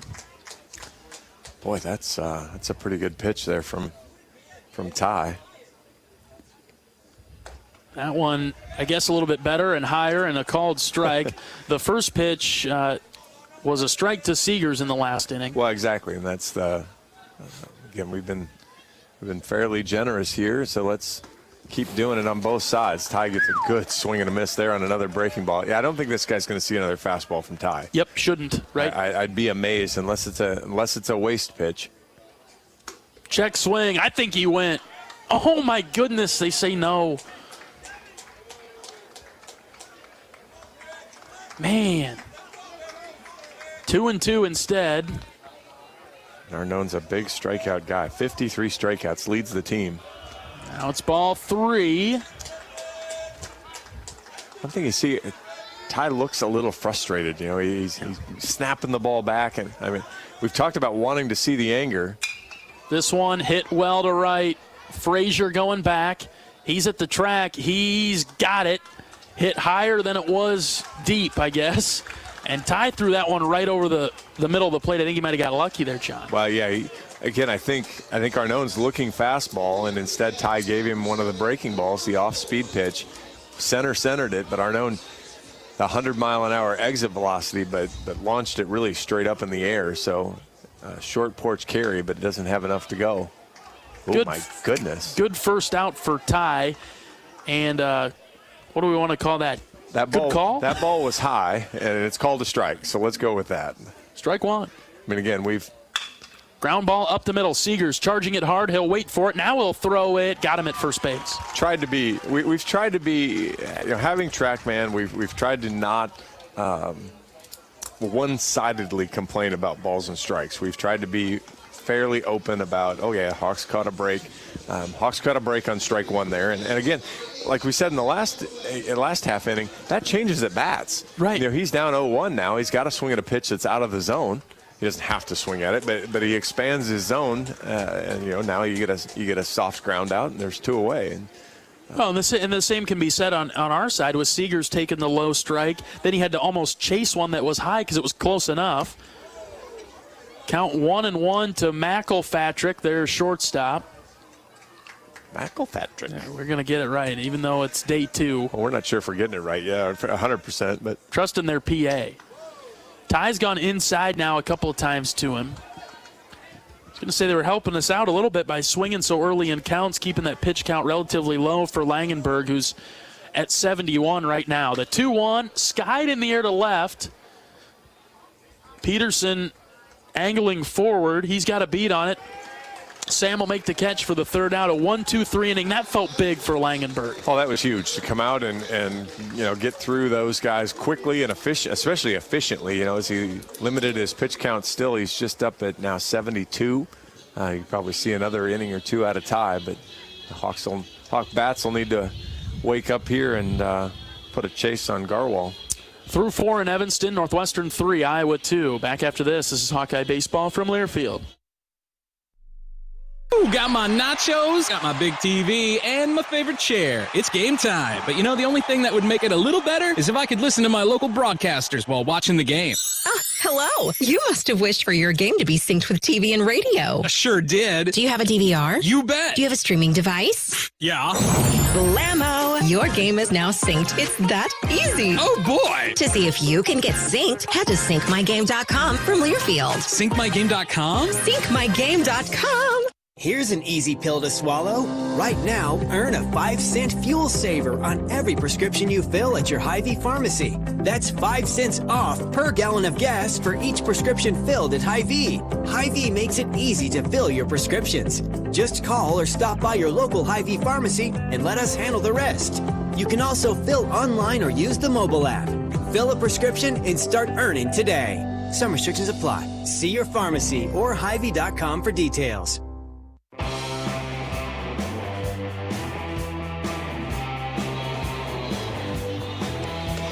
Iowa and Northwestern in a tight game this Friday evening. We get to the 5th inning. Hawks down by 1. Trying to get to Garwal here, who's had a nice start for the Wildcats. He's winless. He's 0-4, but in conference play has been pretty good. And probably their best starting pitcher. He's thrown 4 innings, given up 3 hits, 2 earned. He struck out 4 Iowa batters this afternoon. It'll be Frazier, Moss, and Wilmus. B4's in the box now. That pitch high and out for ball 1. Well, and that was why I used his Big Ten stats, Big Ten only stats, when I kind of read him off at the beginning of the game, because he's been a different pitcher here in the Big Ten part of the season. Falls behind Frazier again 2-0, but he's been averaging 6+ innings a start and less than a hit per inning. Doesn't walk a lot of guys, so you're not creating a lot of traffic. So the Hawks will have to get it going. 2-0 pitch is a called strike on the outside corner. It's 2-1 to Frazier, who popped up to third his first time up. And speaking of Big Ten stats, I'm not sure. We'll see if we've got time to get into this, but we're going to make the case for Marcus Morgan for Big Ten Pitcher of the Year here at some point. Frazier fouls off the 2-1, nicked off the catcher's shoulder, 2-2. I think we can make time for that conversation, John. We've just kind of looking around. Marcus has 7 starts in the Big Ten. There was one weekend where he didn't get a start, but Marcus has been just phenomenal in Big Ten play. 2-2, Frazier slaps it foul to the left side. ERA, he has the best ERA for a starter, 2.67. He's 4-2, which Connor O'Halloran has 5 wins up in Michigan. Easy to argue that Marcus would have 5 if they'd have let him pitch another inning yesterday. Right. So tied for the lead in wins. Here's one off the end of the bat to the right side. This will be a tough play. Frazier hustling down the line to first, and he is safe. He's going to run to second now as the ball gets away. Frazier will get to second base on a funky spinner off the end of the bat. What a weird play there, and I'm not sure if he would have been out or safe anyway. Garwal almost did the splits as he reached for the bag with his foot. Kind of stepped and missed. I think he missed the bag anyway and then also lost the ball. Right, and then lost the ball, and so away goes Frazier. And I'm not sure how they'll score that. Yeah, that's a whole lot of interesting there on that one. Trying to catch the replay of this. So it's good for Frazier, the leadoff man, to get to second base. here in the 5th with Cade Moss, a chance to drive him in. Moss in the box, corners in for Northwestern. First pitch to Cade, that's high, ball 1. Another big spot here, It's Cade good with the bat. Corners are in. First baseman backing up a touch, but Cade's a good bunter. You think that's in the realm of possibilities here? You let him swing it. What do you think? He's going to swing at that one, foul it back to the net, 1-1. I think you trust Cade enough to swing it. I trust Cade enough, but if that first baseman backs up, it wouldn't surprise me to. You've got a right-handed first baseman, so it's not an easy throw for him to get it to third base. A ball and a strike with nobody out. Frazier at second base. Here's the pitch to Moss, way outside, ball 2. And kind of going back to Marcus for just a second, he's been part of 2 shutouts in the 7 starts. Batting average against, he has the best batting average against opponents, hitting just 150 in Big Ten play against Marcus. And all that includes his not great start against Penn State. So, his numbers are even scarier good if you eliminate that. 2-1, chopper to third. It's grabbed by the third baseman. He'll throw it across to get Moss.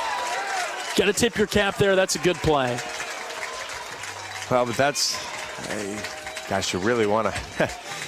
I guess that's why, on one hand, why I'm bunting.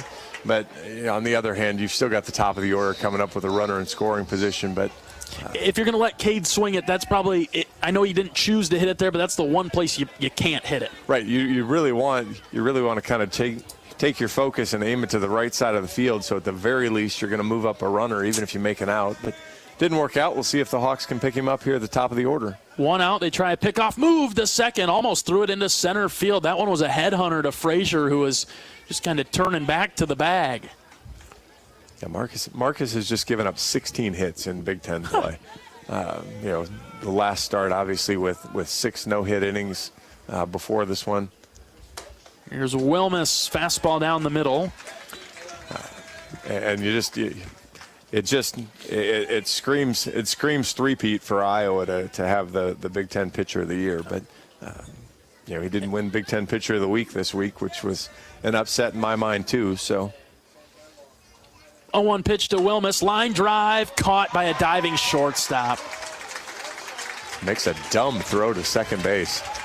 And they're lucky enough where it didn't get away. This game has a weird feel to it. I'm officially in that territory. We're hitting the ball really hard, but right 2 guys. And Northwestern's playing kind of sloppy, but they haven't been burned by it yet. Right. I mean, he's down on the ground. Frazier's basically standing at second base, and somehow he decides to whip it to the second baseman covering the bag and almost throws it into right field, which would have been really interesting how far Frazier could have gotten. Need a 2-out hit here, Sam. Peterson will take the breaking ball low for a ball. Frazier still out there at second base. Iowa trailing 3-2 in the top of the 5th. So they called both on that. They gave Frazier a hit, but then he advanced to second on the error by the pitcher. That's a high strike call for Peterson, 1-1. Time called. The catcher will jog out to the mound. Kind of to wrap up our talk with Morgan, probably a dark horse candidate at the beginning of the year to win that Pitcher of the Year, wouldn't you say? He's really come on strong lately. Completely. You would have not had him in it just because he was bouncing in the rotation there. Obviously Iowa was doing some different things. He was struggling a bit, but really found a groove. And again, I think staked a claim for it. I'm clearly biased, but just as a numbers guy, I don't see anybody else that screams, man, that was, wow. This strike zone is gigantic. You may make another argument for a guy, and I'm all for that. Argue for your guy. You can't say he's better than Marcus. You may argue why your guy may want to win it, but he's not better than Marcus has been this year in the Big Ten. A ball and 2 strikes to Peterson. Runner in scoring position, the pitch. Foul ball, or did that hit him? Peterson is saying that he brought his bat through the zone and it hit the catcher's glove and should be catcher's interference. Coach Heller's going to come down the line and talk with the home plate umpire about it. The catcher pulled off his glove and shook his hand around. Well, yeah, that's why the catcher's hand hurt. That ball's a strike. We're either punching Petey out or there's something not right with this play, because that Petey got called there was a strike called that was farther inside earlier in the at-bat, so that ball's clearly a strike on the inside part of the plate. So it's either, and then Durigi's already picked up the ball and can't take off running, but.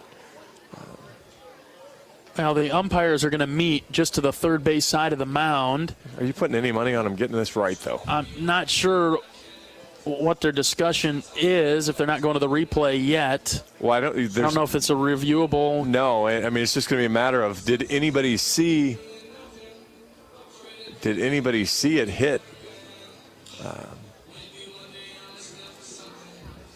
And they're breaking up now. I don't know what they're going to discuss. They are going to review it. All right. So after all that, we're finally going to go to a review. The reviews have been quite lengthy so far today. Go ahead, Sean. Hawk fans, experience your home away from home at Coralville's finest all-suite hotels. Homewood Suites and Home to Suites by Hilton each offer guests spacious suites, complimentary breakfast, 24-hour fitness center, pool, hot tub, guest laundry, and convenient locations. Let their warm and friendly staff take care of you and your family when you visit Hawkeye Country. So just to kind of finish that up with Marcus, I guess it's the Aaliyah Boston, Caitlin Clark, who's your player of the year. They're both really good. So if somebody wants to make another argument for why their person's better, great, go ahead, have at it. But Marcus, for his path of what he went through last year, coming in with all the preseason hype, Big Ten Freshman of the Year preseason, and then going through some struggles. Just so happy for him to be able to come through, get the ball, and just be the dude. You can just see a different swag to him when he walks. Even in Penn State when things didn't go great, there was no, oh gosh, I'm terrible, this is awful. It was hey, I'm still good. This was a blip, and that's just been so much fun to watch him as he's developed into that. And a lot of fun to think about what next year might look like. Right, no kidding. A lot of the pieces that Iowa has right now are returning next year. And a lot of young talent in that bullpen as well on the pitching side of things. Maryland took the lead for the first time. They got 3 in the top of the 5th against Penn State. It's 3-2 now. I'm disgusted by Penn State. Well, and the interesting dynamic there is their coach stepped down this morning. So gave him first base. Wow. So Peterson was correct in his claim. It is catcher's interference. Sam will take first. And it'll be up to birthday Brennan to drive home some of these runs. What better birthday present than to dent a brick in Welsh Ryan Arena? The wind would help him too. You've talked about it a couple of times, John. We don't have the dimensions on the park here. I guess Northwestern keeps them a secret. Even Sam, our SID, couldn't even find them online. Yeah. Anything. Just no place to find them at all. It looks short, but it must play a little bit bigger than it is. The guys, when I was out in batting practice with the guys this afternoon before the game, they said the foul lines are short, but to the green grass plays a long ways. Mm-hmm. And yesterday was different too. It was really heavy air, so and it was a little cooler. So maybe with a little bit of better temps. Oh, Brennan, you kidding? One of the things when Brennan's been hot he's been willing to get after that first pitch strike, especially the get-me-overs. That one was right there. He's down 0-1 with 2 outs. Runners at first and second for Iowa. Top 5 down 3-2. Here's the 0-1 to Durigi. Line drive into center. Moving back is Arnone, and he caught it. Brennan shot it right up the middle. That one was right down the middle.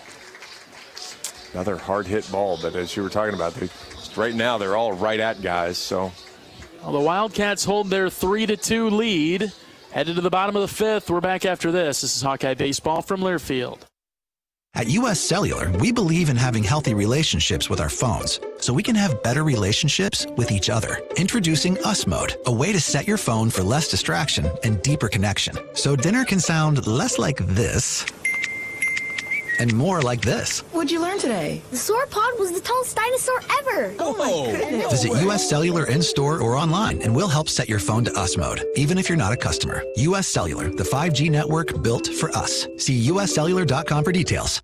When you're in the eastern Iowa area, be sure to visit and connect with the official local business partners of the Iowa Hawkeyes. The Hotel at Kirkwood Center, Iowa's premier luxury hotel, the Jill Armstrong team, Wisconsin Realty, the area's premier realtor, and Options Exteriors, your preferred local roofing and exterior company. Jill Armstrong and her team strive to make every buyer and seller at ease with the real estate process. Contact the Jill Armstrong team, Wisconsin Realty, for all of your real estate needs. Call 319-631-5455.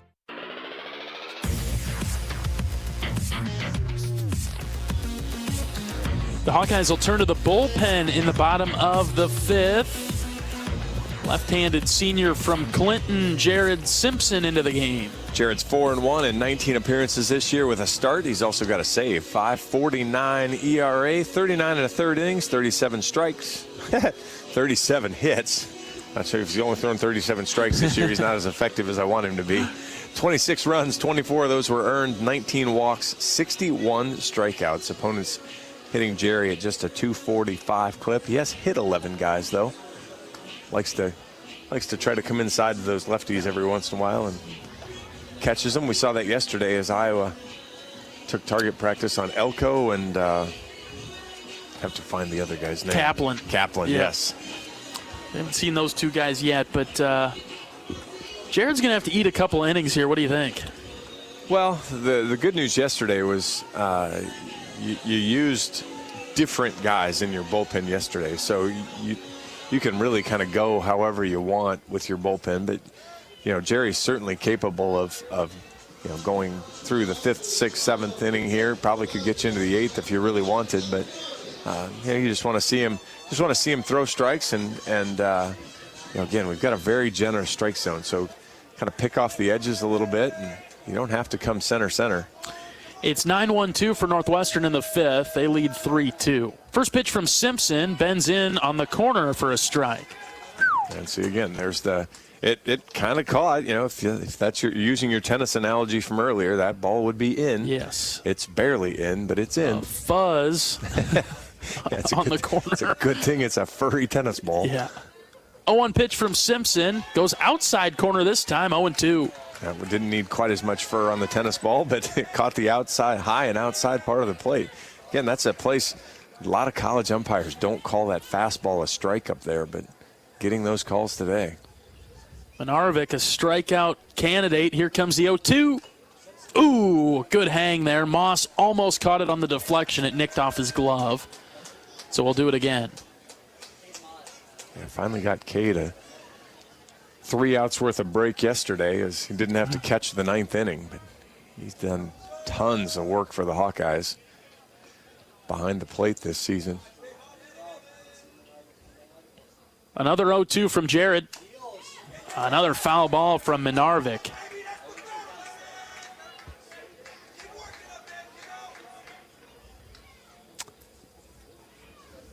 Minarvik today struck out in the 2nd. Ty got him. Langenberg only gets through 4 today. Simpson's ready with the 0-2. Ground ball right side. Honar is ready. It handcuffed him a bit, but Sam will throw out Minarvik at first base. 1 down. Good start for Simpson out of the pen. It was funny when I was walking around on the field during batting practice. If you picture the green grass turf, yes, it's lower. It's kind of fast. It's really smooth, and you get to what looks like the dirt turf, and you would think, oh, it's going to be like dirt. It's not. It's like shag carpet. And so when you hit one of those little spinners out there, it's got a chance to really grab and make some, get some movement on it. I don't know which turf to compare it to. We haven't really seen one like this, have we? Well, I mean, it's in a lot of ways, it's just like the Iowa turf, except for it certainly plays differently. And so, you saw, Iowa had a bunch of beat it into the ground singles yesterday where right around home plate it was super firm. And I guess that's why I thought when I walked out in the dirt area that it would be really firm. Just wasn't the case when I got out there. It's almost an opportunity to slow the ball down a little bit. Simpson's 1-1 hit over our heads and foul. It'll be 1-2 to Livermore at the top of their order. Got to get up and make a play on that. Yeah. We're pretty netted in here. There's no make a play on it here. No, we have no chance. I like the outside slider from Simpson. Lefty on lefty, the 1-2. He goes with a fastball. Outside corner. Got him looking. I'm not sure what Livermore is puzzled by there. That's just a really good pitch. And belt high out on the outside part of the plate. He just had a hard day in general. He really has. 0 for 3 with a couple of strikeouts now. But Ferrer here has been very good for the Cats. 2 for 2 with a couple of singles. He'll see the lefty specialist now, though, not Langenberg. This is Simpson. He deals one inside for ball 1.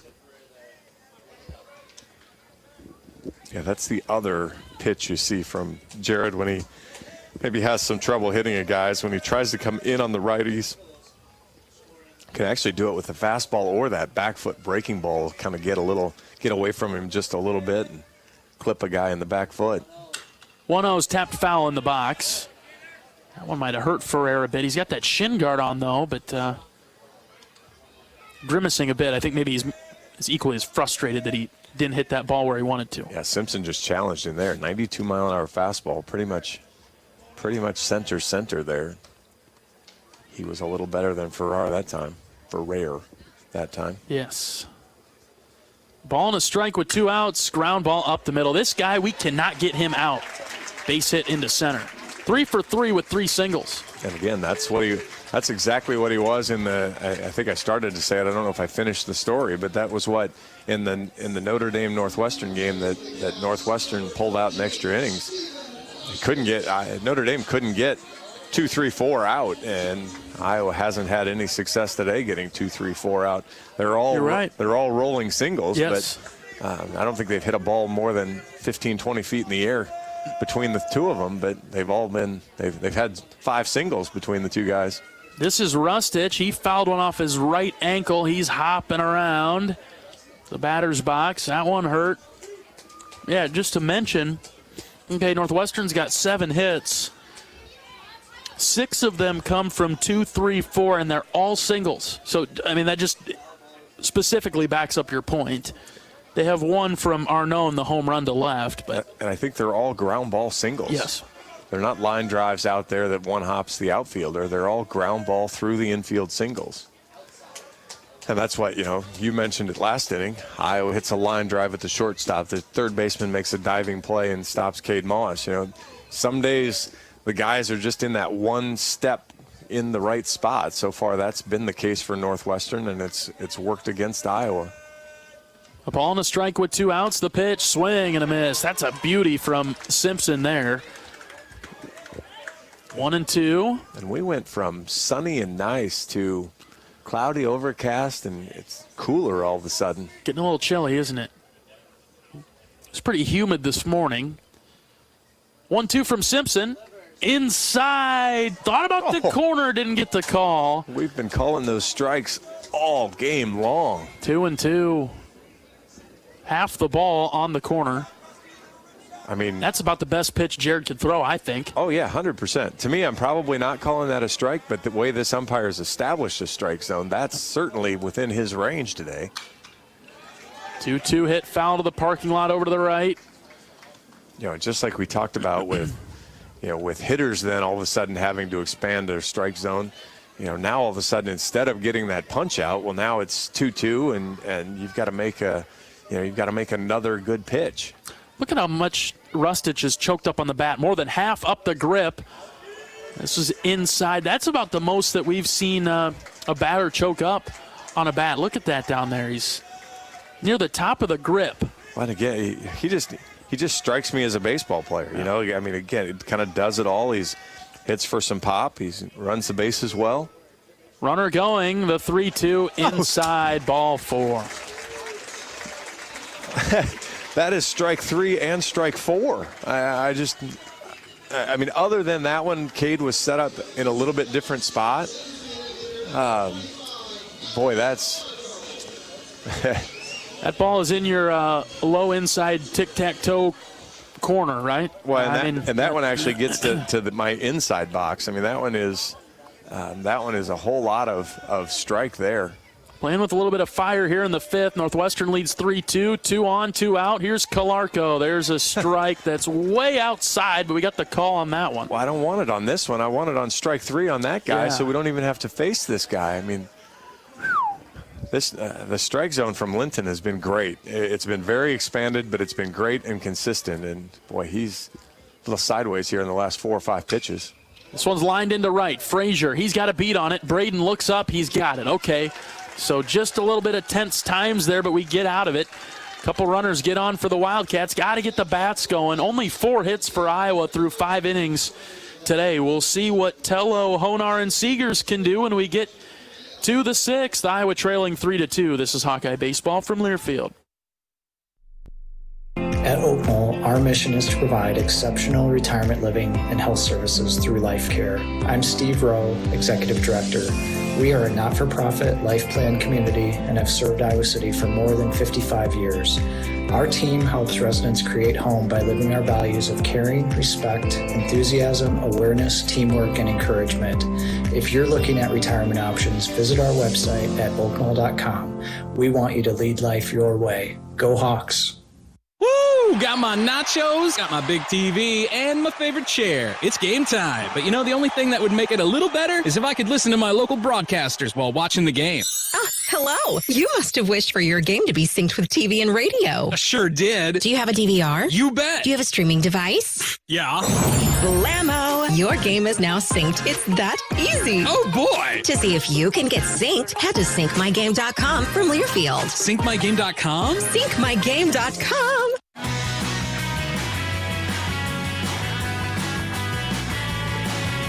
Already into the top of the 6th inning. Northwestern 3, Iowa 2. Hawkeye bats trying to get it rolling here with Tello, Honar, and Seegers. They'll face a new Northwestern pitcher as the Wildcats go to the bullpen with senior right-hander Jack Dyke. He's 0-1 on the season in 9 appearances, 5.06 ERA, just 16 innings, 13 hits, 9 runs. They've all been earned.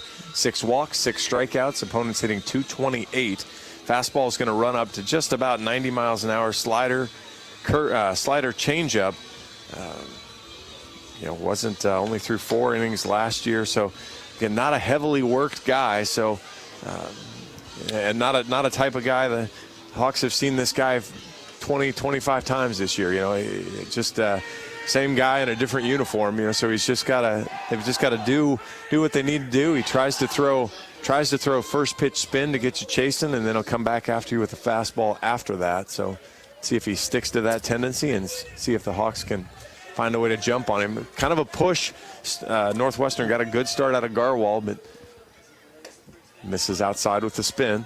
But 15 outs. If you were Iowa, you wanted to get to the bullpen a little quicker. If you're Northwestern, you probably wanted one more inning out of Garwal. So we'll call it a tie. It's Tello time as he rips that into center for a single. You knew he was due, and he crushed that on a line. And the Hawks have their 5th hit of the game to lead off the 6th. 104 off the bat as he just demolished that ball. And really, right there was kind of what you were looking for. That was Dyke stuck to his pattern, and that's what the Hawkeye scouting report was: spin and fastball. And Tello sat on the fastball and just crushed it right back up the middle. I think there was some anger behind that swing, John. He was 0 for 2 with a couple of strikeouts leading into it. Dyke will go with a breaking ball low and into Sam Honar. Honar also 0 for 2 today. He does have 1 strikeout. So that was spin, Sam. Be ready. Tello with a good lead at first. The pitch outside, ball 2. Fortunate to get Garwal out of the game. I'm glad to see somebody else in there. He was just continuing to hit his spots in the right locations. A great line. 5 innings, 4 hits, 2 runs, no walks, 4 strikeouts on 93 pitches. So yeah, he was very good. Guess to wrap up Ty was 4 innings, 6 hits, 3 runs. They were all earned. Also didn't walk a guy. Oh. Honar goes around on that pitch that was a couple of balls outside. Tried to hold up, couldn't. It's 2-1. Langenberg struck out 3. Did give up the home run, though. 72 pitches, 45 strikes. So he was good, not great. Here's the 2-1 to Sam. That's way inside, ball 3. I like where this is headed. You've got Honar in the box and a hitter's count, but we'll take the walk. Something to string a big inning together, get us started here in the 6th, down by 1. Well, if you were going to say, do you want to, are you willing to spot Northwestern a run and make it a bullpen game with 4 innings to go? You probably like your chances if you're Iowa. Not an ideal spot. Yesterday was a lot more fun and stress-free. I like talking about you being locked in a bathroom. 3-1, Honar gives it a rip and hits it foul to the left side. We'll have a full count coming with Seegers on deck. But we'll stay locked in too, a little more engaged in the game. And we got to that storyline a little bit quicker than we thought, didn't we, John? All right, Sam, find a way here. Full count. Don't chase. Here's the pitch. Popped up to shallow center instead. Arnone is coming forward. He's got it. 1 down. You only ask him not to chase. He didn't chase. Yeah, put it in play. Make them make a play. One was going to be a strike. 1 down. Here's Seegers. Yeah, that's a very good pitch from Dyke. That's a high strike. It's just hard to get the barrel of the bat up there, and kind of what you saw. Again, this is one of those. They've got the little baby shift on for Seegers. You got a guy on first base. You got a guy that doesn't necessarily field well. Push a bunt over there. And pickoff move to first, a little bit closer than we've seen this weekend. Tello dives back. You like a bunt down the first base side. I do. I really, and I know. Push it hard, too. Push it hard. Get it past the pitcher if you can. And I think Michael's on first base easily. He'll take the breaking ball in the outside corner instead for a strike. And so now he just needs to, again, be ready for the fastball now. He's followed the pattern. Breaking ball to start off the at-bat. Snap back with a fastball to both Tello and Honar. Ground ball right side, and the second baseman will pick it up. Spin, no throw. Seegers will beat it out.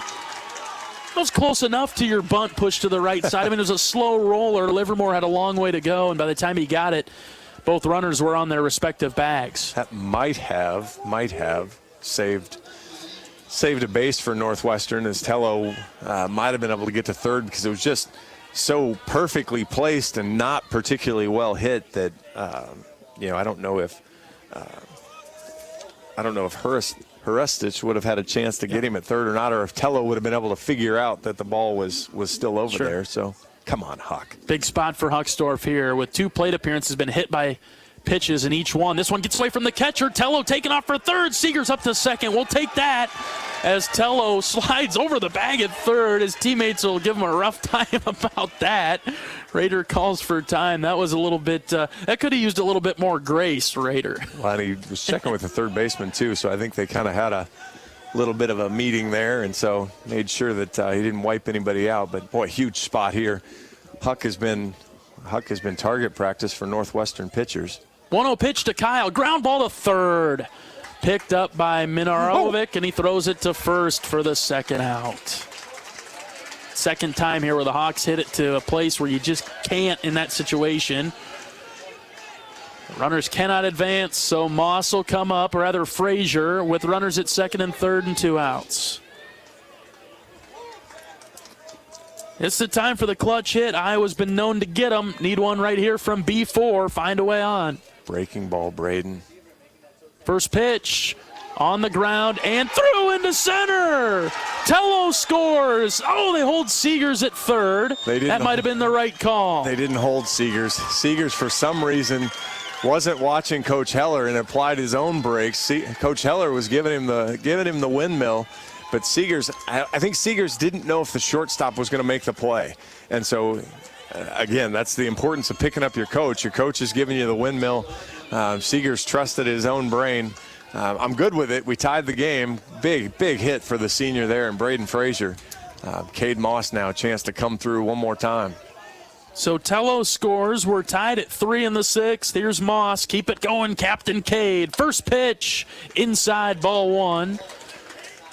Iowa with 7 hits now, matching Northwestern. They've got 3 in the inning. How about 4 right here? Haven't seen Cade punch a ball to right field very often, but boy, a little late on a fastball and roll one through that hole. Yep. A lot of room over there with the first baseman covering and second baseman Livermore playing closer to the bag at second. Runners at the corners with 2 outs. 1-0 pitch to Moss. He squares to bunt, pulled it back. That's a ball low. And you could see, especially with Seegers, you get the veteran and Frazier, you could see a little game here to see if you can just steal a run on a double steal try. But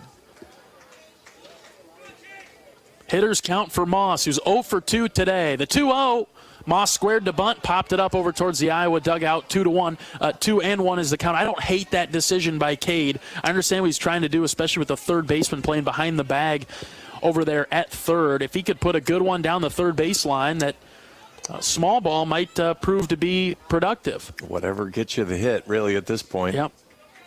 2 balls, 1 strike with 2 outs. We're tied at 3 in the 6th. Dyke is ready. The pitch to Moss. Runner takes off. Ground ball left side. Shortstop will pick it up. He'll have to make the long throw over to first to get Moss in time. But the Hawks, the bats, come alive a bit. We've tied it up at 3. Going to need to hold the Wildcats now in the bottom of the 6th inning. Braden Frazier helps us get it tied. We're back after this. This is Hawkeye Baseball from Learfield. Knowing that I can make a difference in my patients' lives keeps me motivated every single day. Hi, I'm Dr. Kanya Ferguson at University of Iowa Healthcare. With academic medicine, we see the toughest cases, so we're always innovating. And we bring the best minds together to collaborate, so there's more brain power focused on you. Because that leads to exceptional care for our patients and our community. See how at uihc.org. When you're in the eastern Iowa area, be sure to visit and connect with the official local business partners of the Iowa Hawkeyes. The hotel at Kirkwood Center, Iowa's premier luxury hotel. The Jill Armstrong team with Skogman Realty, the area's premier realtor. And Options Exteriors, your preferred local roofing and exterior company. Handling all of your exterior needs from roofing, siding, windows, and gutters. They've got you covered. Providing free damage inspections and help filing insurance claims. Call 319-343-6376.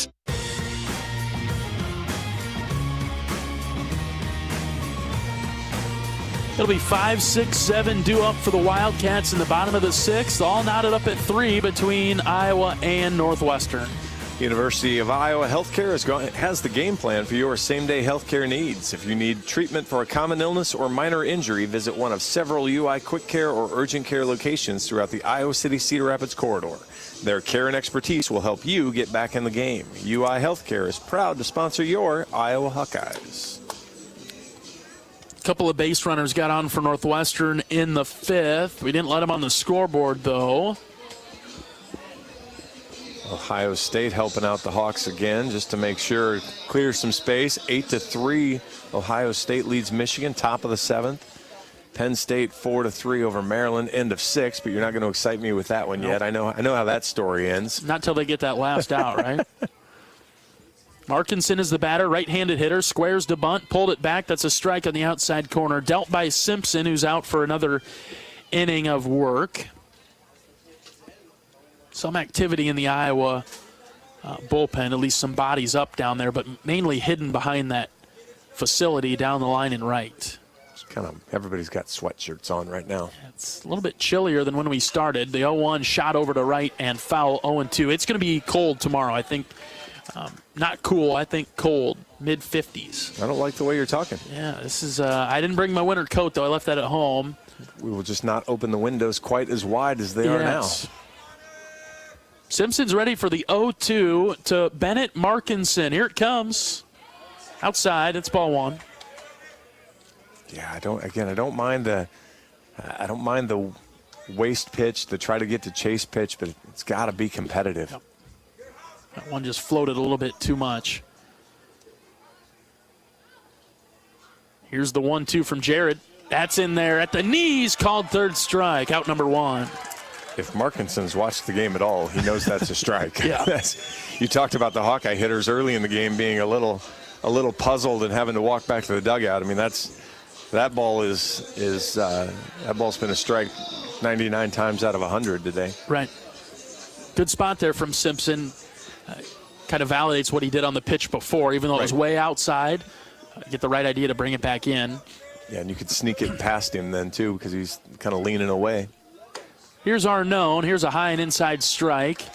Arnone has the home run in the second. He flied out to right in the fourth inning. Left-handed Simpson, left-handed Arnone. Here's the 0-1. Good spot just outside with the breaking ball. Outstanding pitch. Great job there from Arnone, because the scouting report doesn't really like to see spin, lefty on lefty, and really stayed away from that one. Moss setting up a bit low, maybe a bit outside as well. Here comes the 1-1. He hit his spot right there. It's a strike, 1-2. He doesn't look like a 9-home run guy, really. I mean, kind of good bat speed. Obviously dropped the barrel right on his home run in the second inning there. Don't give him anything too good here, Jared. Break it, curveball out and away. That's where Moss is set up. This is shot down the line and left. It's trouble. Peterson giving chase. Sam can't quite get to it.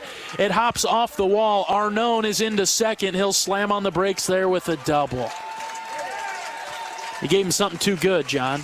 It's a pretty good pitch, though. I mean, it was a breaking ball up.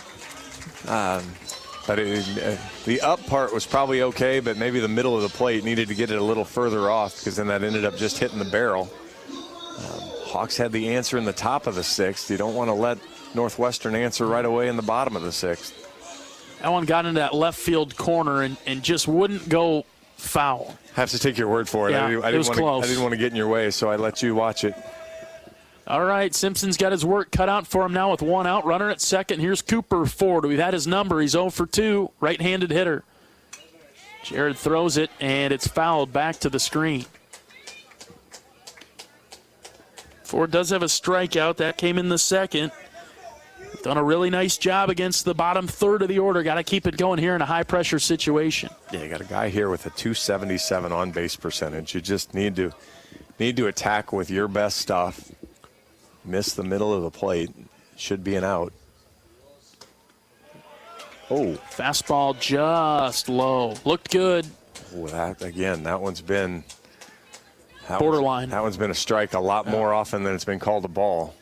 And now we're, instead of 0-2 and completely in command, it's back to 1-1.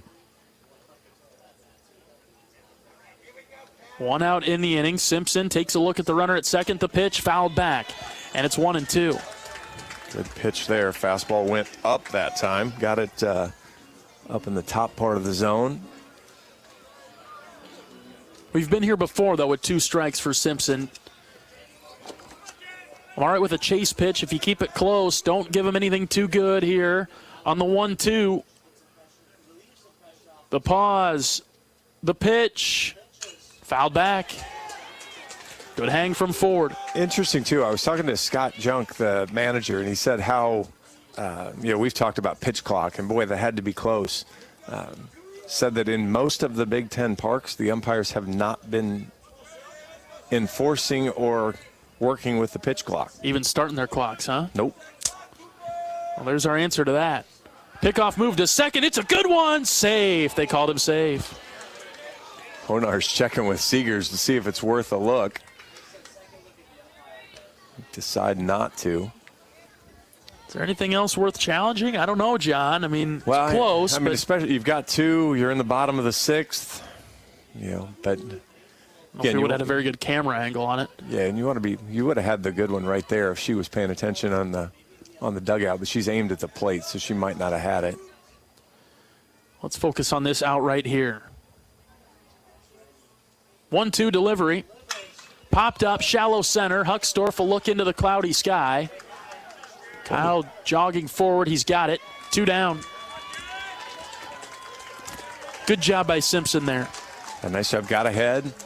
Really just kept working and was able to get the fastball up and away and just got the easy pop-up. And now you get another guy that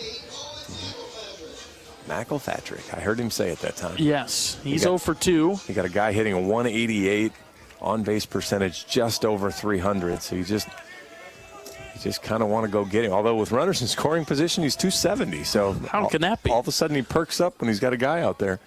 Runner at second with 2 outs. Here's the pitch from Simpson. Swing and a miss. Good start from Jerry. We got the top of the order coming up for the Hawks when we get to the 7th. Simpson just said, I don't think you can hit my fastball.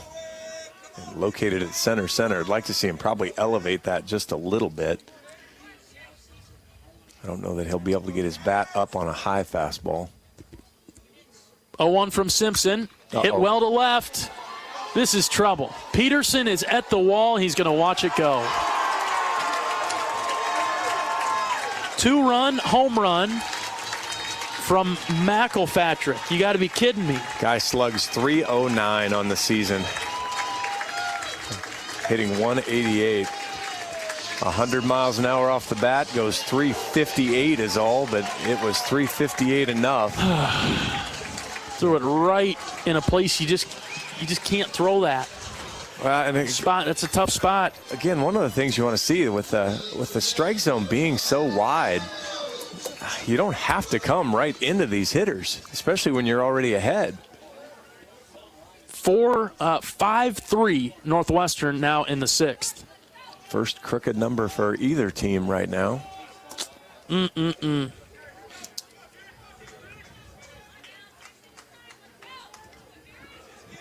you just gotta you gotta stop it right now. You just gotta go. You gotta go get an out.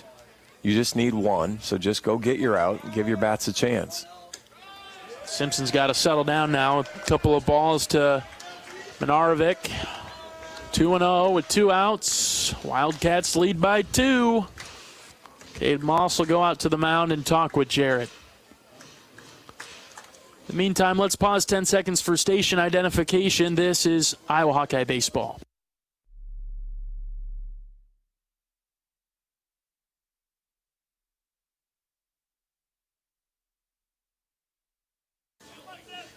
Well, for Northwestern today, they've got 9 hits, 3 of them being of the extra base variety, 2 home runs and a double. They've got 2 extra base hits in this inning, a double followed by that home run out to left. That's given them the lead in the 6th. Still got plenty of time for the Hawkeyes offensively, but you can't give Northwestern any more, that's for sure. 2 balls, no strikes. Pitch from Simpson. Ooh. Way high and out. He's losing it, 3-0. Yeah, every pitch has been out there in this at bat. Well, yeah, just all of a sudden 3 pitches from Jerry, just not even close. He'd been, even giving up the home run, he'd been really good around the zone. Here's a 3-0. Called a strike, outside, high corner, 3-1. He fired up some fan down below us there that I can hear all of a sudden. So, yeah, he's been quite vocal. I have to turn my crowd mic down. Very annoying. 3-1, swing and a miss, 3-2.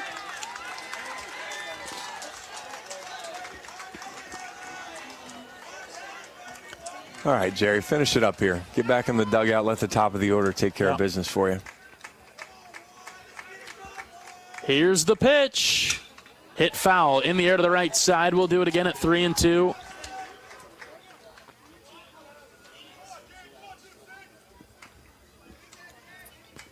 Narvik is 0 for 2 today with the strikeout. Let's get him again here, Jared. Got the sign from Moss. Here's the pitch. Another foul ball.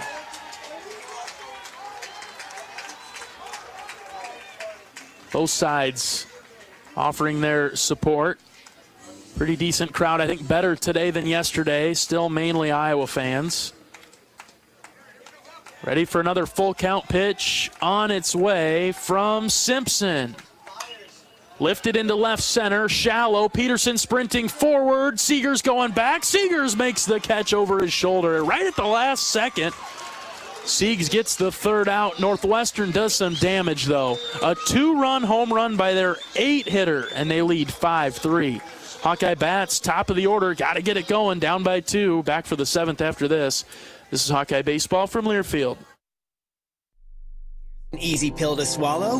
Right now, earn a 5-cent fuel saver on every prescription you fill at your Hy-Vee pharmacy. That's 5 cents off per gallon of gas for each prescription filled at Hy-Vee. Hy-Vee makes it easy to fill your prescriptions. Just call or stop by your local Hy-Vee pharmacy and let us handle the rest.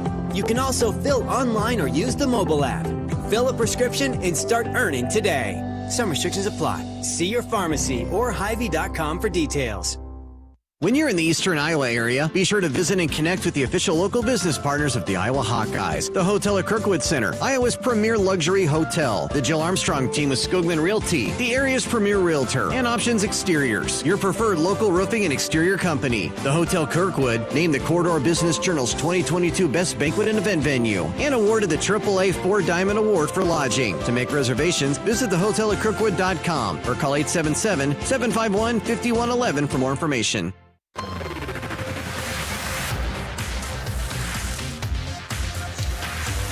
Ben Wilmus, Sam Peterson, Brendan DeRiggi. They'll be the three Hawkeyes in the box.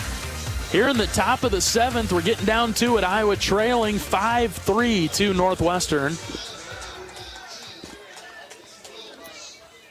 Had a decent inning in the 6th, but Iowa has scored 1 in the 1st, 1 in the 3rd, 1 in the 6th. Unable to piece a number of runs together, just 1 in each of the innings just listed. Wilmus will take a strike on the low inside corner.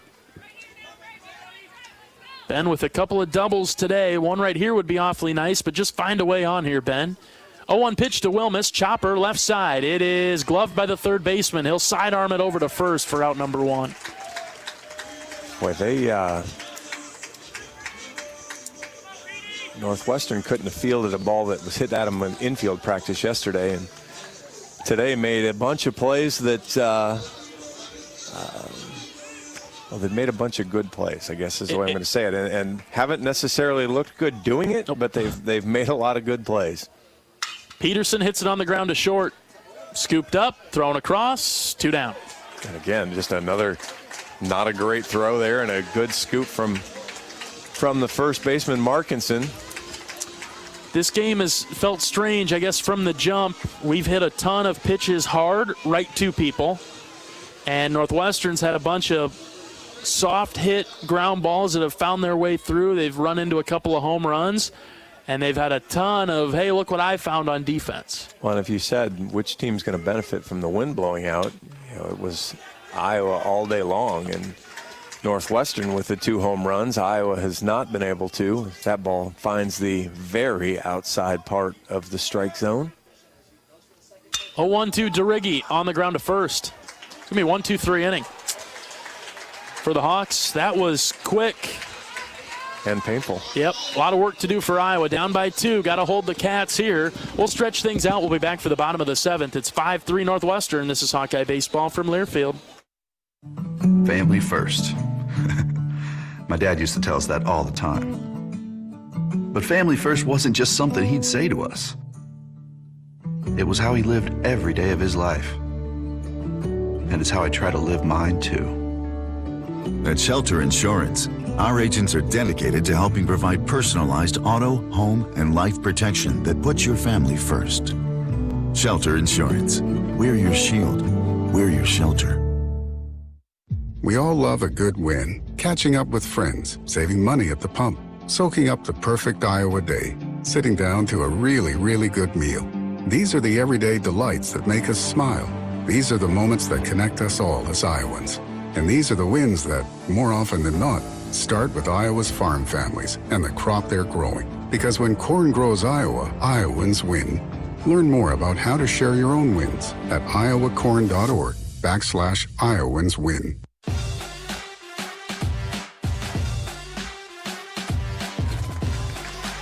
Bottom of the 7th inning in Evanston. Northwestern 5, Iowa 3. The Hawkeyes go to the bullpen. We'll go with righty junior Luke Llewellyn. 22 appearances for Luke. He's 1-0 with 3 saves, 2.59 ERA, 24 1/3 innings, 14 hits, 9 runs. Just 7 of those are earned.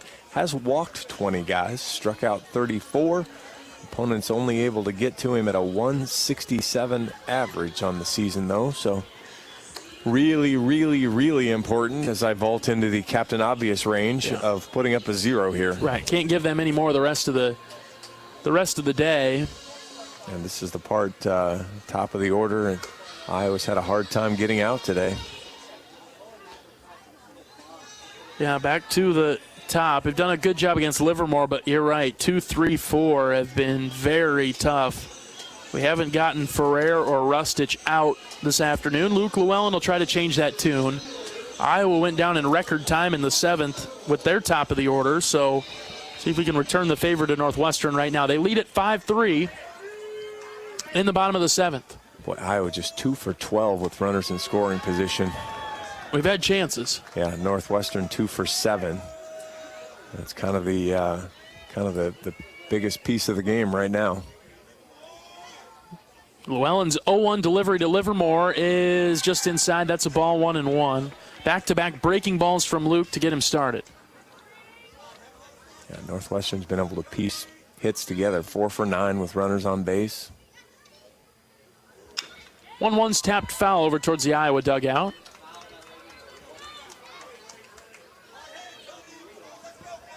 Livermore 0 for 3 with 2 strikeouts.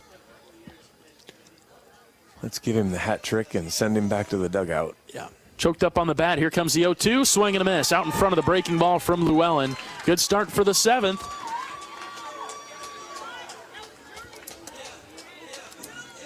All right, let's see. Ferrer's rolled 3 balls through the infield. We've gone away from the... I'll see if Honar makes the shift. Shifts a little, not as dramatic as it has been. Leaving a lot of room in the middle of the infield. Yeah, they are kind of still giving him that piece of it with Seager's over. Fastball strike, low outside corner from Luke. If he would have found a way through on that one, I would have been surprised. That one probably off the end of the bat if he swings at it. Here comes the 0-1.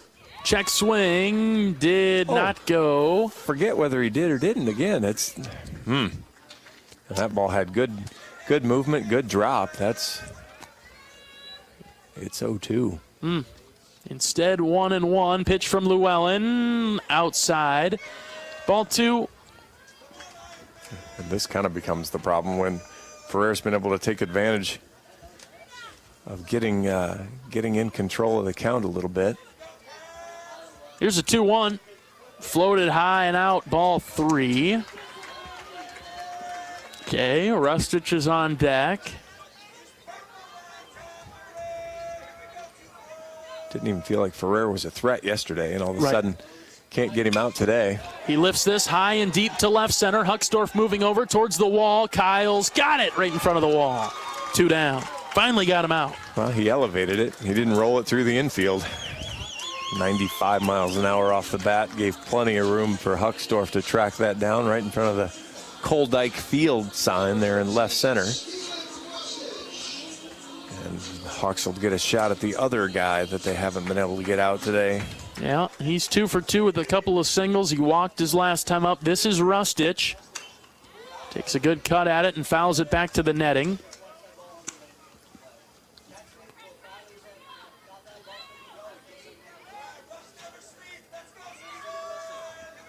Did he say Rust never sleeps? I'm not sure what this guy's babbling about. Good pitch from Llewellyn there, just low. It's ball 1. Again, right on the bottom of the strike zone that's been called the whole game here. And that was a breaking ball, too. Do they serve alcohol at the I'm not sure. Stand? Sammy, you've been down there today. 1-1, outside corner, it's 1-2. That ball was probably outside, so we're back to where we should be. I'm still confused at this point. Yep, we're spinning around here. A ball and 2 strikes to Rustich. The pitch from Llewellyn. That's a stop by Moss as he had to slide to the opposite batter's box. Count even at 2. Good chase pitch there. Just, Rustich is seeing the ball really well, obviously, today, and decided he wanted no part of it. Ground ball to the right side on the 2-2 pitch. Honar will pick it up. He'll throw it to Derigi. All right, 1-2-3 inning in the bottom of the 7th. That's good. Got to get the bats going. Got a little bit of time left. Iowa trailing 5-3. We're back after this. This is Hawkeye Baseball from Learfield. We all love a good win. Catching up with friends, saving money at the pump, soaking up the perfect Iowa day, sitting down to a really, really good meal. These are the everyday delights that make us smile. These are the moments that connect us all as Iowans. And these are the wins that, more often than not, start with Iowa's farm families and the crop they're growing. Because when corn grows Iowa, Iowans win. Learn more about how to share your own wins at iowacorn.org. Iowans win. At U.S. Cellular, we believe in having healthy relationships with our phones, so we can have better relationships with each other. Introducing Us Mode, a way to set your phone for less distraction and deeper connection. So dinner can sound less like this and more like this. What'd you learn today? The sauropod was the tallest dinosaur ever. Oh my goodness. Visit U.S. Cellular in-store or online, and we'll help set your phone to Us Mode, even if you're not a customer. U.S. Cellular, the 5G network built for us. See uscellular.com for details.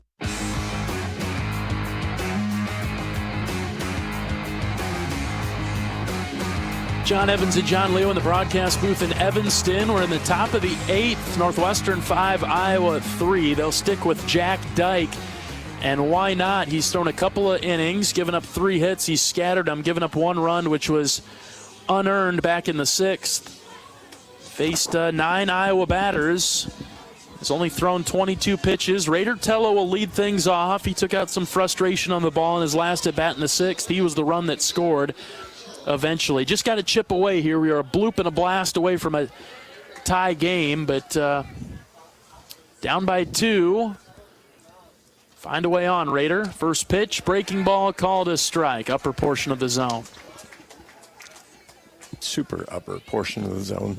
Well, Llewellyn didn't get the call in the last inning on that one. A 1-2 Raider. He hits this in the air to right. It's carrying well. Rustich spinning around. He's at the wall, and it's off his glove and over the wall. A home run for Raider Tello. Adios, pelota. Boom. Boy, that was, okay, for every ball that Raider hit really hard yesterday and got robbed out of, I don't care what he says there, he's going to catch a lot of grief. Just 94 miles an hour off the bat, 351. That ball actually probably went 350 and got knocked over by Hrustich there on the last 6 inches or a foot. Got glove on it. Boy, talk about a momentum swing there. He pulls that ball back in the ballpark. Northwestern's going to go berserk instead. We're just one run away now. Honar hits it on the ground to second. Livermore backhands it. Throw to first is low to get Sam. 1 out in the Hawkeye 8th, but Iowa within 1. It's 5-4. Yeah. Well, I said bloop and a blast. We got the blast first. Now a couple of bloops put together, and maybe we can tie this one up. Yeah, unfortunately, we got those in the wrong order. We'll see if the Hawks can work it out around the other way. We'll bring up Seegers with 1 out. Bases empty in the 8th. Iowa down 5-4. The pitch to Michael, squared to bunt, pulled it back. Breaking ball down the heart of the plate for a strike.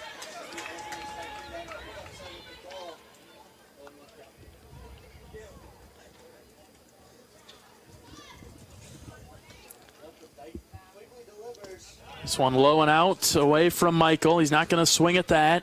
Got Huckstorf on deck. Hopefully we can get to Frazier as well. Third baseman is backed up even with the bag here. Michael is in the box. The 1-1 fouled off the catcher. 1-2. Big cut there from Michael.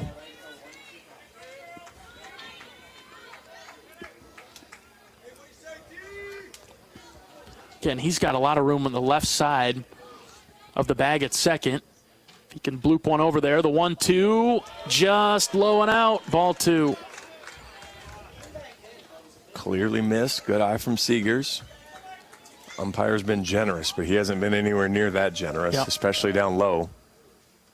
Ground ball up the middle and through into center field. Michael's on with a 1-out single. John Leo called the perfect placement of the single up the middle. That was the spot as he just rolled it to the third base side of the pitcher. Shortstop had him to pull, so that was just an easy run there. Dyke is not quick to the plate. Seegers is quick on the base paths, so we'll see if we'll see if we get a pitching change first. Yeah, we do have some movement out of the Northwestern dugout and a slow walk to the mound. Somebody is getting loose for Northwestern, but he's not making his way to the half wall yet. There's a gatekeeper down there. This could be one of those discussions to help him get warm. Well, yeah, they took a good 20 minutes yesterday on one of these mound visits. And the home plate umpire quick to break this one up. Yeah. He's already on the walkout. We'll see. He's got a reservation for 7:30 downtown. And they take the ball. We'll have a new guy. All right. Pretty good effort there by Dyke, you got to say, the Northwestern pitcher. I don't have to say that. I'll say it for you. He'll come out of the game, gives up a couple of runs. Iowa trailing 5-4. We'll see a new Wildcat pitcher after this pitching change break. Back in a moment. This is Hawkeye Baseball from Learfield. At Oak Knoll, our mission is to provide exceptional retirement living and health services through life care. I'm Steve Rowe, Executive Director. We are a not-for-profit life plan community and have served Iowa City for more than 55 years. Our team helps residents create home by living our values of caring, respect, enthusiasm, awareness, teamwork, and encouragement. If you're looking at retirement options, visit our website at oaknoll.com. We want you to lead life your way. Go Hawks! At US Cellular, we believe in having healthy relationships with our phones, so we can have better relationships with each other. Introducing Us Mode, a way to set your phone for less distraction and deeper connection. So dinner can sound less like this and more like this. What'd you learn today? The sauropod was the tallest dinosaur ever. Oh my goodness. Visit US Cellular in-store or online, and we'll help set your phone to Us Mode, even if you're not a customer. US Cellular, the 5G network built for us. See uscellular.com for details.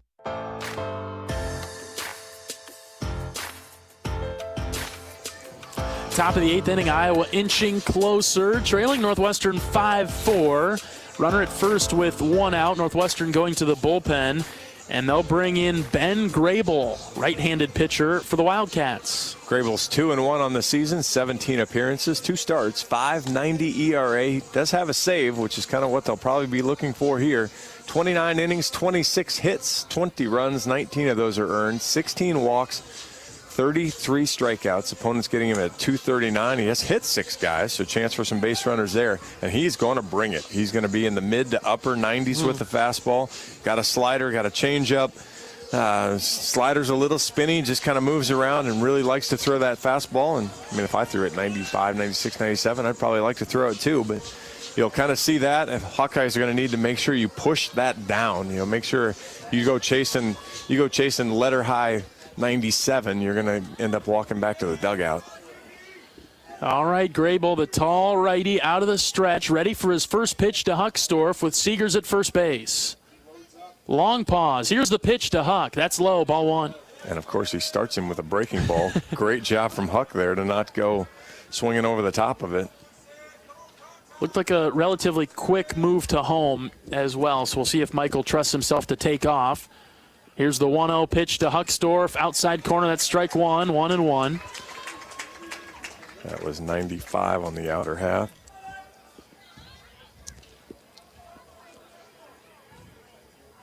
Huck back in the box, closer to the catcher. They'll throw it over to first base. Michael was on it. He'll dive back in. Northwestern 5, Iowa 4, top 8. One out. Yeah, we talked about this with Michigan State. Center fielder, again, really shallow. If Huck can just line one into one of the gaps. Look at the left fielder, too. Seegers takes off. Here's a chopper hit to shortstop. Seegers will get to second base. They'll throw it over and get Huck at first. Probably saves the double play, but give Braden Frazier a chance to come through in the clutch again. Yeah, the left fielder really shallow again. All of the Northwestern outfielders minus the right fielder are in considerably. All right, Braden Frazier, here's your moment. Runner at second with 2 outs. That's Seegers. Frazier in the box. Iowa down by 1. Braden's had a great weekend. He's 2 for 3 today with an RBI. A swing and a foul tip. He's going to first pitch. He's going to have to get the giddy up going a little quicker. That ball got by him before he got going. So find some grass out there, Braden. Grable's ready. Here comes the 0-1. Fouled back and out of play. 0-2. Hang tough in there, B4. Dyke, 2 1/3 innings, 5 hits, 2 runs, 1 earned. Didn't walk anybody, didn't strike out anybody. 21 strikes out of his 30 total pitches. That's the best you're going to get out of me for complimenting him. There you go. I led you to the water, John, but you're not drinking it. Nope, I'm drinking it, kind of spitting it out, swishing it around a little. Come on, Frage. Right up the middle. Seegers will score for you. It'll be great. Hang tough in there. No balls, 2 strikes, 2 outs. Here's the pitch. Swing and a miss. Heated him up with the fastball outside corner. That'll do it for the top of the 8th. Iowa gets one back, still down 5-4. Gotta hold them here. We're back after this. This is Hawkeye Baseball from Learfield. You probably know that a natural gas leak smells like rotten eggs. But what does a gas leak look or sound like? If you hear a whooshing or hissing sound, see dirt, dust, or water spraying from an area, or you get dizzy or queasy, leave the area immediately, then call 1-800-595-5325 once you're safely away. See MidAmericanEnergy.com for more safety tips. Paid for by the customers of Mid-American Energy. Woo! Got my nachos, got my big TV, and my favorite chair. It's game time. But you know, the only thing that would make it a little better is if I could listen to my local broadcasters while watching the game. Hello. You must have wished for your game to be synced with TV and radio. I sure did. Do you have a DVR? You bet. Do you have a streaming device? Yeah. Blammo! Your game is now synced. It's that easy. Oh, boy. To see if you can get synced, head to syncmygame.com from Learfield. Syncmygame.com? Syncmygame.com.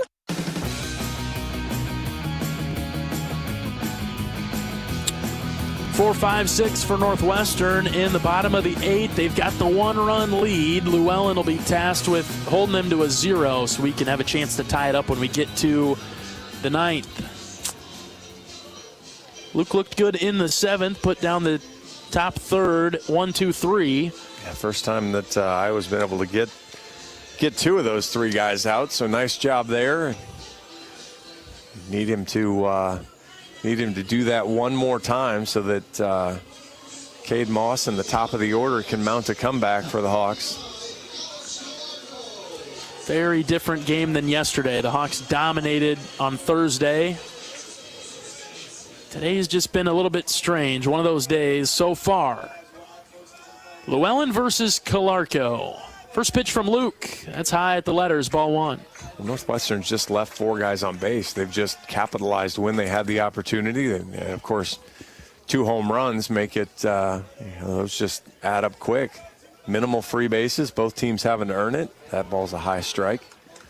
So I mean, that's kind of been the difference right now is Northwestern's had, one more hit with pop than Iowa has. Great pitch from Llewellyn there. He brought in the breaking ball. Strike on the corner, 1-2.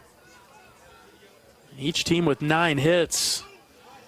It's just been a close game throughout. 1-2 from Llewellyn, fouled back. Off the press box, bounce back into play. Both teams with 3 extra base hits, as Wilmus had 2, led off the game with 1, and had another one in his next at-bat. Yeah, been a clean game, just 1 walk, no hit by pitches. Actually, that's not true. Huck's been hit twice. Look out. Dang, this one's crushed to right. That's a home run. Calarco clobbered it to right. That's a tongue twister. 390 off the bat. Luke tried to get a curveball past him on the inner half. Calarco said, "I don't think so," and just crushed it. 6-4 Northwestern in the 8th.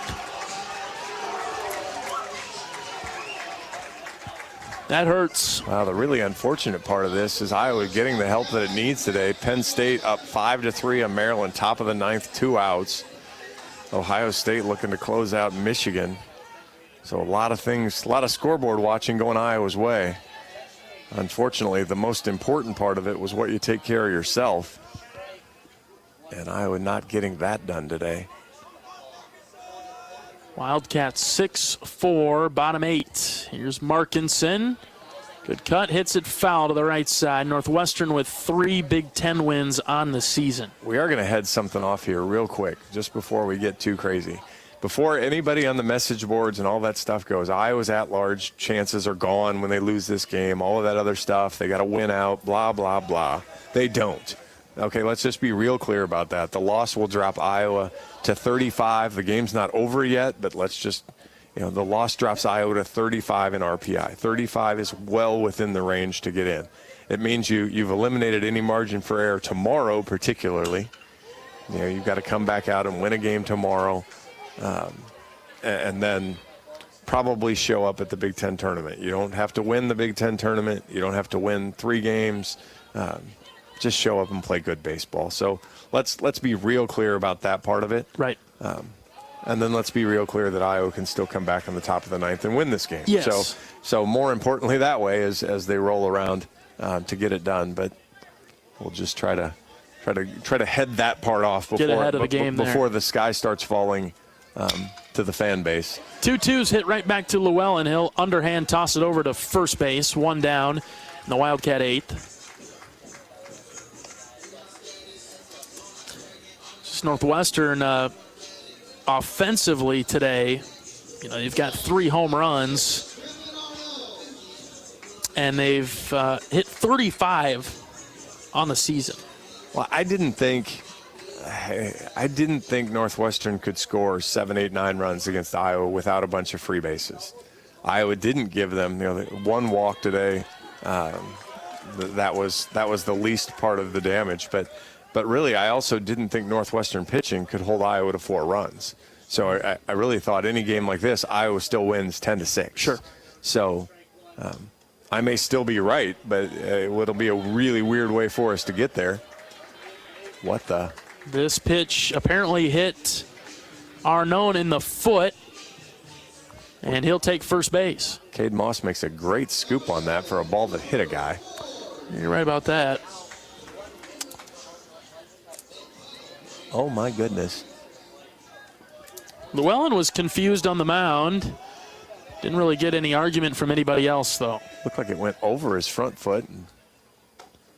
Bring up the catcher Ford. There's a strike on the inside corner.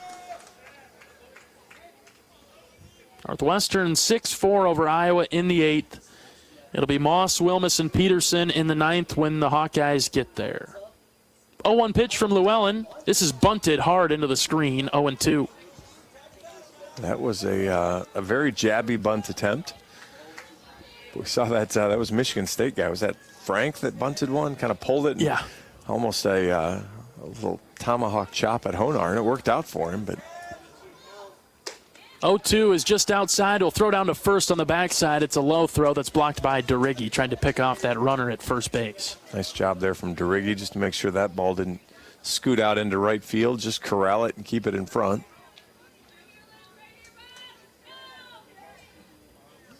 Llewellyn comes set. He's ready with the pitch. It's high and outside. Runner goes for second. Throw down. Got him easily. Moss to Honar for the put out there. Good job. What a good throw. Cade Moss. Again, I'm going to go with how underrated Cade Moss is. That's 84-mile-an-hour breaking ball. Yes, it's up in the zone. It's a good place to throw it, but it's an 84-mile-an-hour breaking ball, and he gets that runner easily at second base. Great throw, right on the money. Honar slaps the tag down, and we are out of the inning with the strikeout. Yep, followed it up with a great breaking ball that dropped low, and Ford went after it, so it turns into a solid inning after giving up the home run, though. So Northwestern gives a little bit of insurance. It's 6-4 Wildcats. Last chance for Iowa coming up in the 9th. We'll back after this. This is Hawkeye Baseball from Learfield.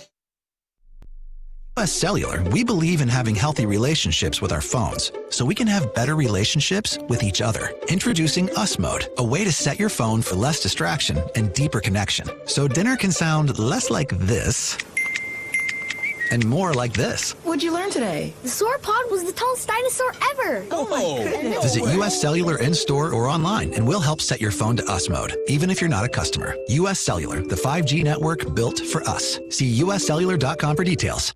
After a cancer diagnosis, it's natural to want to start treatment right away.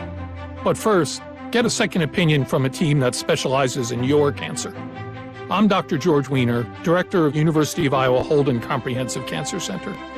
Before you start treatment, you deserve to be confident you have the right diagnosis and know every option available to you. So whether it's with us or somewhere else, get a second opinion. It can change your care and your life.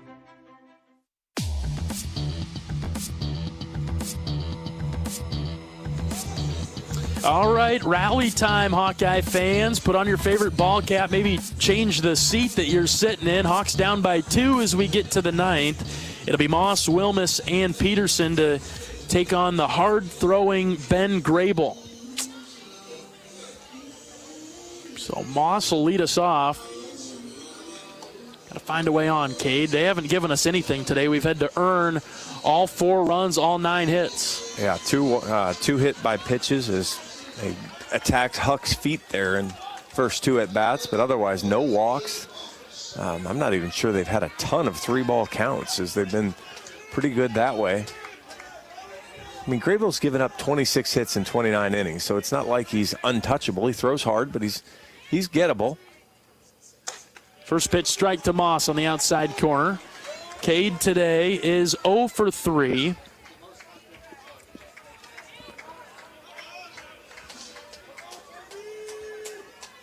Northwestern in a position they have not been in a lot this season. They have 1 save on the season. Yep. So, 9 wins total. So not, again, they're not necessarily great at closing out a game, and so put some pressure on at least, make him earn it, make Grable do some work here. A ball and a strike to the Hawkeye catcher. Here comes the pitch. Low and out, ball 2. Great eye there from Moss. Didn't go chasing it. The ball missed.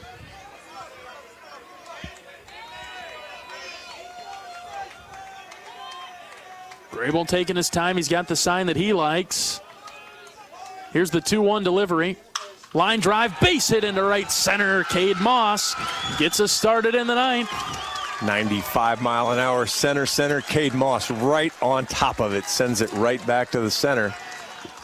I mean, is there a stretch of guys here that you'd rather have up with a tying run? I mean, this is, I've joked all season long about Wilmus and Warning Track. Couple good doubles today, but then you got Petey following, DeRiggi right after that, and Tello with a home run already. So just do your 1/9, as the coaching staff likes to say.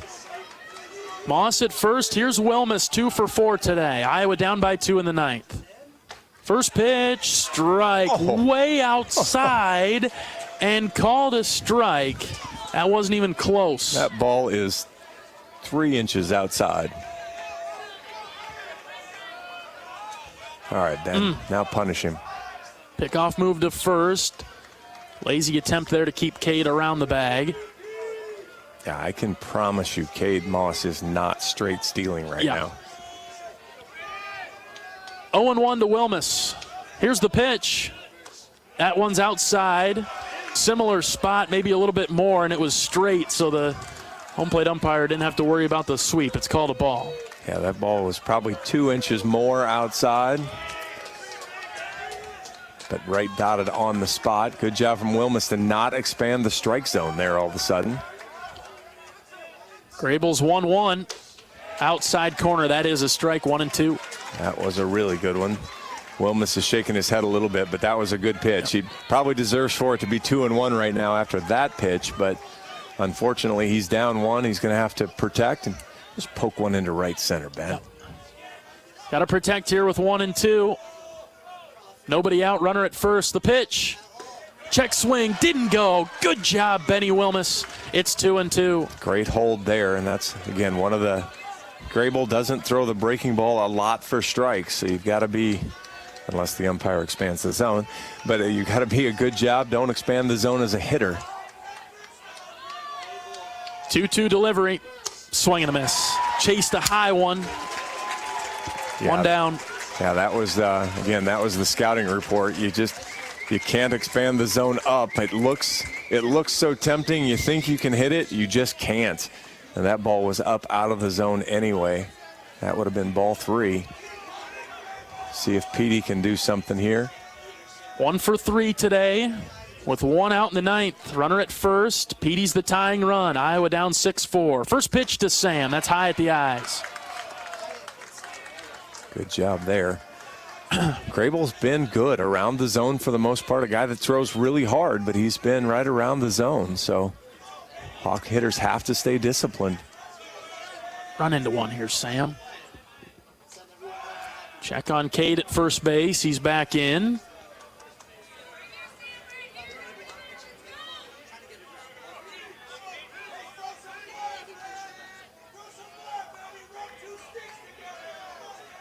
Grable's ready for the 1-0. Here it is to Peterson. Outside, called a strike. Goodness, all of a sudden. I don't know what more to say, John. Oh, we started we started expanding the strike zone again. Way outside. Should be, well, it's not. We'll leave it at that. It's 1-1. Now Petey's just got to be ready.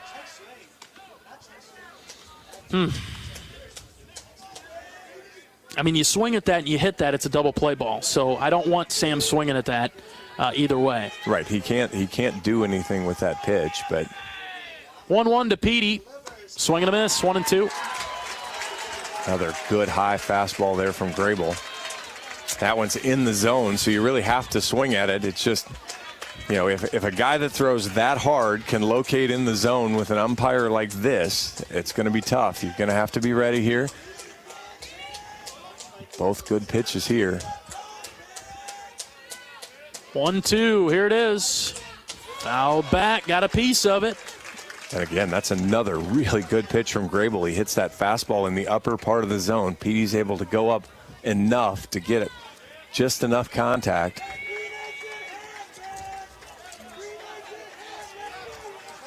We'll do it again at 1-2. Righty on righty matchup. The pitch to Peterson. Blowing out, ball 2. Good take there as he finally went to the breaking ball. Probably look for him to come back fastball. I'm not sure he's going to double up on 2-2 with the breaking ball. Watch that high one. Yeah, you know he's probably going back to that. 2 balls, 2 strikes with 1 out. The pitch from Grable. Ground ball, foul to the left side. Good hang from Petey. 96 miles an hour. Came back inside that time as he really hasn't tried to live there at all. But a good fastball, belt high, inside part of the plate. Petey gets the barrel around. Probably look for one elevated and away this time. Another 2-2. Low and out, ball 3. Hang tough in there, Petey. You're not done yet. Work the count all the way full. Hawk fans dug out already.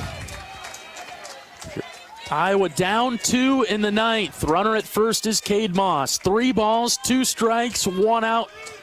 The pitch, Peterson in the box. Popped it up, shallow center. Arnone comes forward, he's got it, 2 down. Came back fastball, it was, boy, almost center, middle of the plate and elevated a little, and just that little bit of elevation made it where Petey couldn't quite get up to it. All right, Brennan DeRiggi, it's up to you with 2 outs. 0 for 4 today. Iowa down 2 in the 9th. Come on, birthday boy. First pitch, runner takes off for second. Outside, strike 1. Moss will get to second base. Really actually like this matchup for Rigg. He can see the ball well. He's going to see a lot of fastballs. No balls and a strike to Brennan. The pitch, swing and a miss, 0-2. High heat up and away there.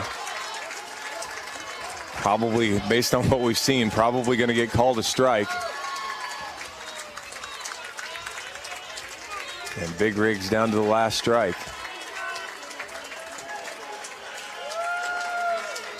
Northwestern fans on their feet. No balls, 2 strikes with 2 outs. The pitch to DeRiggi. High and out, ball 1.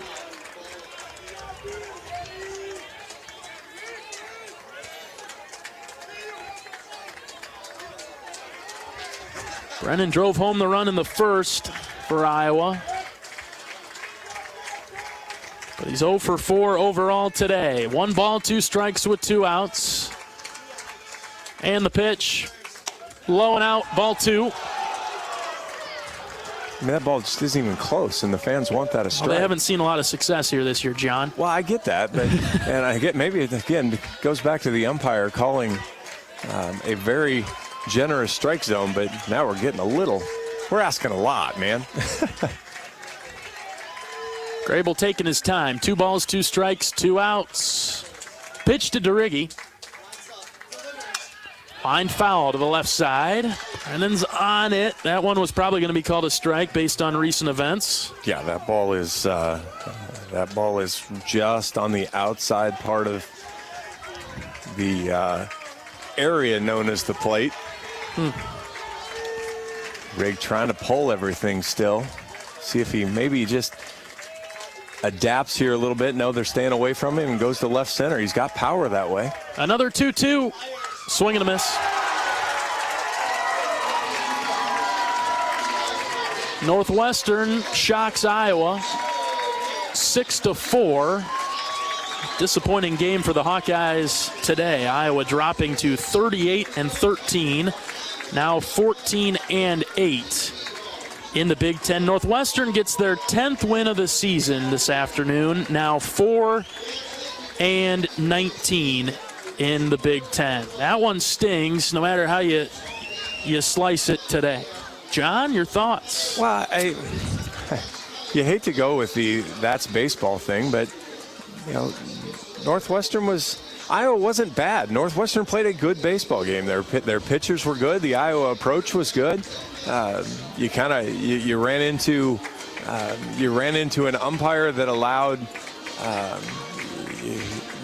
the strike zone to be a little bit wider, and you had Northwestern pitchers that did a fantastic job of taking advantage of pitches that were basically strikes, but a lot of times we haven't seen them. And you saw the Hawkeye pitchers make a couple mistakes on the plate, maybe when they were ahead or in a spot where you didn't need to come to the plate. And Northwestern did some damage with those, and unfortunately their damage was much louder than the Hawkeye damage was. Didn't get the clutch hit today, not able to string anything together. Just a totally different story as it was yesterday. A clean game, but offensively, just kind of one of those, it felt like one of those games maybe at Indiana this year, John. Well, 2 for 14 with runners in scoring position and 3 for 19 with runners on base. They started, yesterday we talked about how Iowa didn't start an inning well, made number one out a lot and then scored runs after that. Today was 5 for 9 getting on base to lead off the inning, and then couldn't add to the pile after that. Well, not going to get the series clinching win today, as Northwestern wins at 6-4. We'll go for the series win tomorrow. First pitch at 1 o'clock against these Northwestern Wildcats. Iowa now 38-13. Northwestern 10-39. We'll see Brody Brecht getting the start tomorrow for the Black and Gold, hopefully with a little bit more offensive support behind him than Ty Langenberg and company had today. Tip your cap to Northwestern. They played just a little bit better than the Hawkeyes did today. All right, we'll step aside, take a break. When we come back, we'll talk with Associate Head Coach Marty Sutherland right after this. This is Hawkeye Baseball from Learfield. Here's an easy pill to swallow. Right now, earn a 5-cent fuel saver on every prescription you fill at your Hy-Vee pharmacy. That's 5 cents off per gallon of gas for each prescription filled at Hy-Vee. Hy-Vee makes it easy to fill your prescriptions. Just call or stop by your local Hy-Vee pharmacy and let us handle the rest. You can also fill online or use the mobile app. Fill a prescription and start earning today. Some restrictions apply. See your pharmacy or Hy-Vee.com for details. At MidAmerican Energy, we want to help keep you safe around power lines and electrical equipment. Always assume a power line is energized, even if it's on the ground. To avoid the risk of an accidental shock or electrocution, avoid touching a power line with anything. And when you see high voltage warnings on transformers and substations, stay away. We care about you and your safety. Get more tips at MidAmericanEnergy.com. Paid for by the customers of MidAmerican Energy.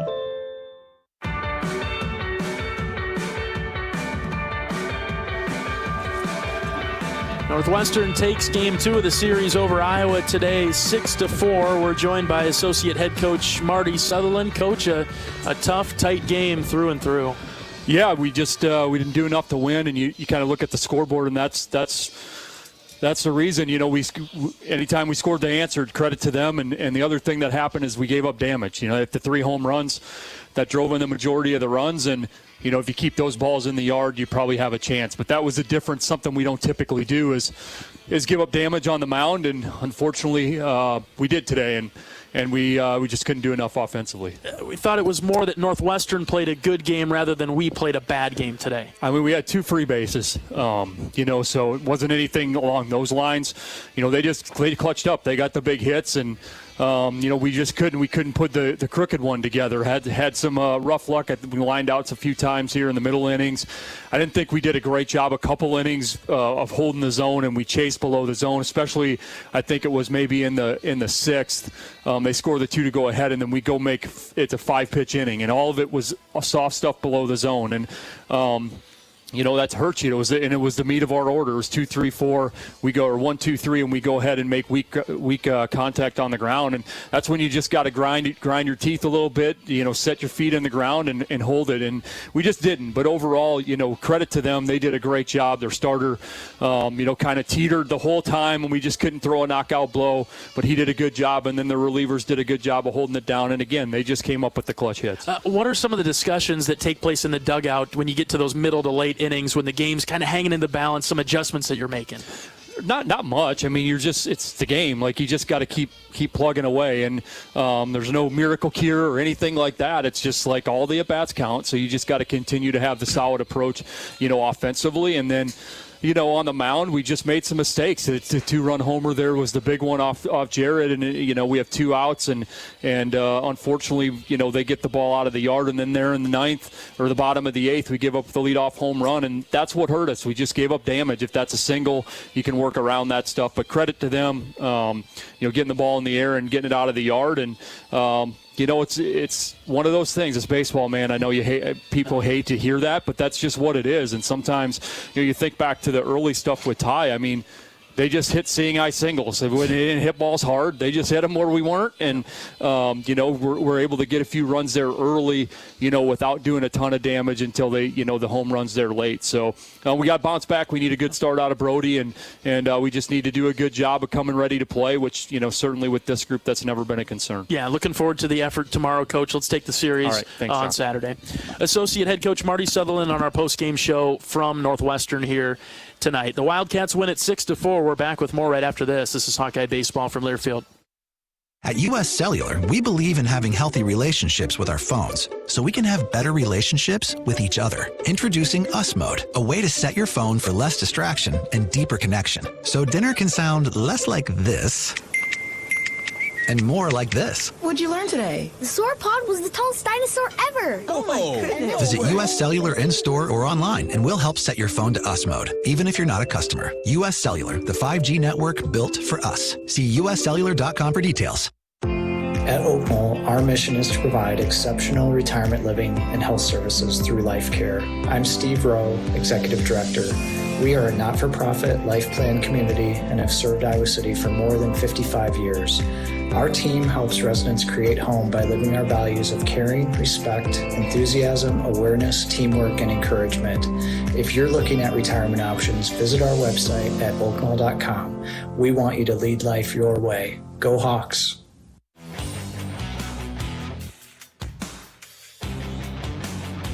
Well, despite a loss today, there are still some highlights to go over on the Iowa side. Northwestern takes it 6-4, but let's go over some of the successes from the black and gold today. 2-2, line drive into center, base hit. Wilmus went back to second briefly. They're going to send him. Here comes Ben around third. The throw cut off at the mound. We're tied at 2. Thank you, Sammy P. Ground ball right side. Honar will pick this one up, flip it to second for 1. On the first, double play. There we go. Got it. First pitch on the ground and through into center. Tello scores. Oh, they hold Seegers at third. That might have been the right call. 0-1-2 Raider. He hits this in the air to right. It's carrying well. Rustich spinning around. He's at the wall, and it's off his glove and over the wall. A home run for Raider Tello. Adios, pelota. Boom. Llewellyn comes set. He's ready with the pitch. It's high and outside. Runner goes for second. Throw down. Got him easily. Moss to Honar for the put out there. Good job. Just couldn't string enough together today, though, to take down the Wildcats, so we'll go for the series win tomorrow. First pitch at 1 o'clock. Northwestern wins it today 6-4. We're back to wrap things up right after this. This is Hawkeye Baseball from Learfield. US Cellular, we believe in having healthy relationships with our phones, so we can have better relationships with each other. Introducing Us Mode, a way to set your phone for less distraction and deeper connection. So dinner can sound less like this and more like this. What'd you learn today? The sauropod was the tallest dinosaur ever. Oh my goodness. Visit US Cellular in-store or online, and we'll help set your phone to Us Mode, even if you're not a customer. US Cellular, the 5G network built for us. See uscellular.com for details. Knowing that I can make a difference in my patients' lives keeps me motivated every single day. Hi, I'm Dr. Kanya Ferguson at University of Iowa Healthcare. With academic medicine, we see the toughest cases, so we're always innovating. And we bring the best minds together to collaborate, so there's more brain power focused on you. Because that leads to exceptional care for our patients and our community. See how at uihc.org.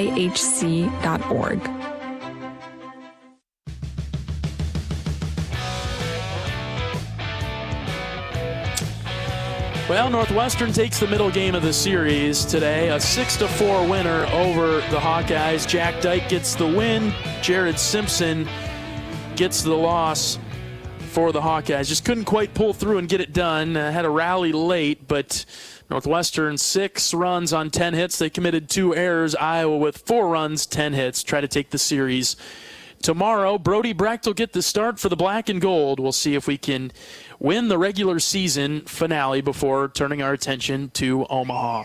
All right, that'll do it for our coverage of Hawkeye baseball this afternoon. 1 o'clock first pitch tomorrow against Northwestern. We'll be on the air at 12:30 on the Hawkeye Radio Network. For my great board op down the line, Michael, excellent job. Good to have you back, Michael. Thanks for all you do. My broadcast partner, John Evans. I'm John Leo saying so long from Miller Park in Evanston. Northwestern 6. Iowa 4 today. Every day is still a great day to be a Hawkeye, but some are better than others. We'll talk to you tomorrow. So long, everybody. Hawkeye Baseball has been brought to you by Homewood and Home 2 Suites, preferred hotel of the Hawkeye Radio Network. Iowa's corn farmers of the Iowa Corn Growers Association and the Iowa Corn Promotion Board. When corn grows Iowa, Iowans win. Oak Knoll, an active life care community. University of Iowa Healthcare, changing medicine, changing lives. And by Wimmer's Meats, the official hot dog of the Hawkeyes. The preceding has been a Learfield presentation on the Hawkeye Sports Network.